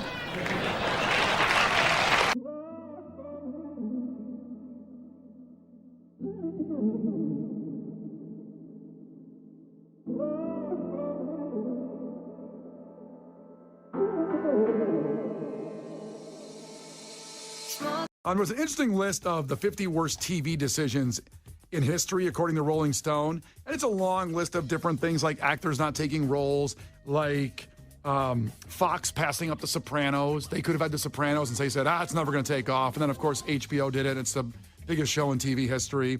But there's one specifically that stands out. And it's when Norm MacDonald was fired from Saturday Night Live Rest in peace, Norm. He was the greatest. He was there he used to do the anchor desk, and he was telling O.J. Simpson jokes right when it happened. So this audio is from right when the O.J. trial, the O.J. stuff happened with the Bronco, all that thing, just after the trial. Now, the NBC executive Don Ohlmeyer was O.J.'s buddy. And he was the biggest boss at NBC. So Norm Macdonald got fired for Saturday Night Live. I don't want in any way you ever to hold back on this. But then I got fired. People have said it was the Ohlmeyer OJ thing, but I don't think it was. I think that it wasn't crowd pleasing enough. That is so ridiculous. You work on a show that's about pop culture and current events and humor, and you're going to be mad about that? How?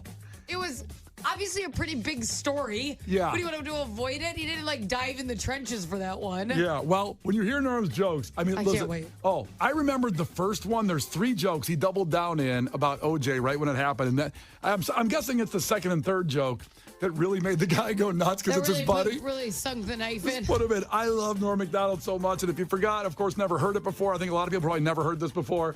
This was right after the OJ trial. Norm Macdonald. In his book, O.J. Simpson says that he would have taken a bullet or stood in front of a train for Nicole. Man, I'm going to tell you, that is some bad luck when the one guy who would have died for you kills you. It was revealed this week that defense lawyer Johnny Cochran once abused his first wife. In his defense, Cochran said, "Hey, at least I didn't kill her like some people I know." Simpson attorney Johnny Cochran put on the knit cap prosecutors say O.J. wore the night he committed the murders. Although O.J. may have hurt his case when he suddenly blurted out, hey, easy with that. That's my lucky stabbing hat."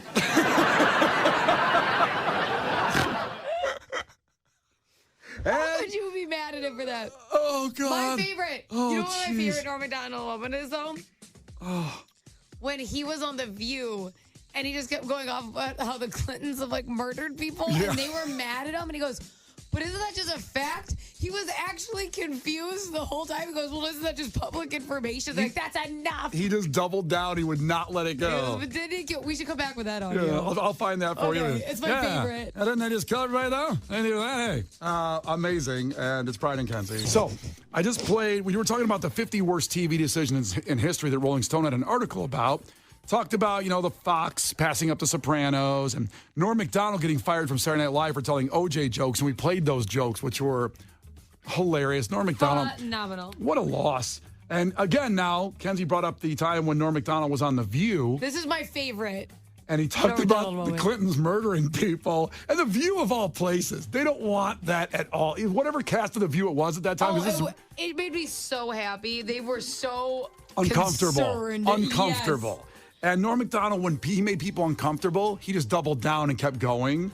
And here's that audio. Again, more old audio from the late Norm Macdonald. I hate to say that because he was so good. And here's that audio from The View with Norm Macdonald. See, I think we should get the homicide out of the White House and get a fresh start, because we don't want any more murderers. I think we should just go on to the next question. Oh. Who are the murderers? Yeah. Oh, Clinton, he murdered a guy. Yeah, you're not supposed to put out no accusations without. That's a little too far. That's the way it does work. Let's just go on to the next question. Yeah. This is not my week. What can I tell you? Oh, it's not mine either, and I'm being very nice, okay? Be a good boy. Now, Norm. Did you never hear that? No. Listen, we don't need to talk about this. So they moved on. They're ready to move on. It's Barbara Walters, by the way. And the woman that's still on The View, I can't remember her That name. was so rude. Be a good boy. I would have wanted to punch her in the face. It was the most demeaning thing to ever say to somebody. Anyways, go ahead. And once he said that, of course, Norm doesn't care about The View. I was So like, okay, he just go right. doubles down. Listen, we don't need I to don't want talk to get about into this, and I don't want to hear it, and this is not the place to make those accusations, and you're supposed to be funny. Let's get on to the next question. Get with it. There you go. This is a live show. Not for nothing, Norm, but you have been properly chastised by Barbara. So I'm now going to ask the next question. I thought it was a matter of record. Look, Let me do this, okay? They're covering his mouth I'll tell you now. what's a matter of record. You will not be invited back if you don't shut up. All right, now. Like he cares. Let's talk football. All right, manslaughter. Let's talk football. Norm. He would not stop. I thought that was known. He goes, did you not hear hear about that to the members of The View, I would cry. Oh my God, it was my favorite. So good. It's so good.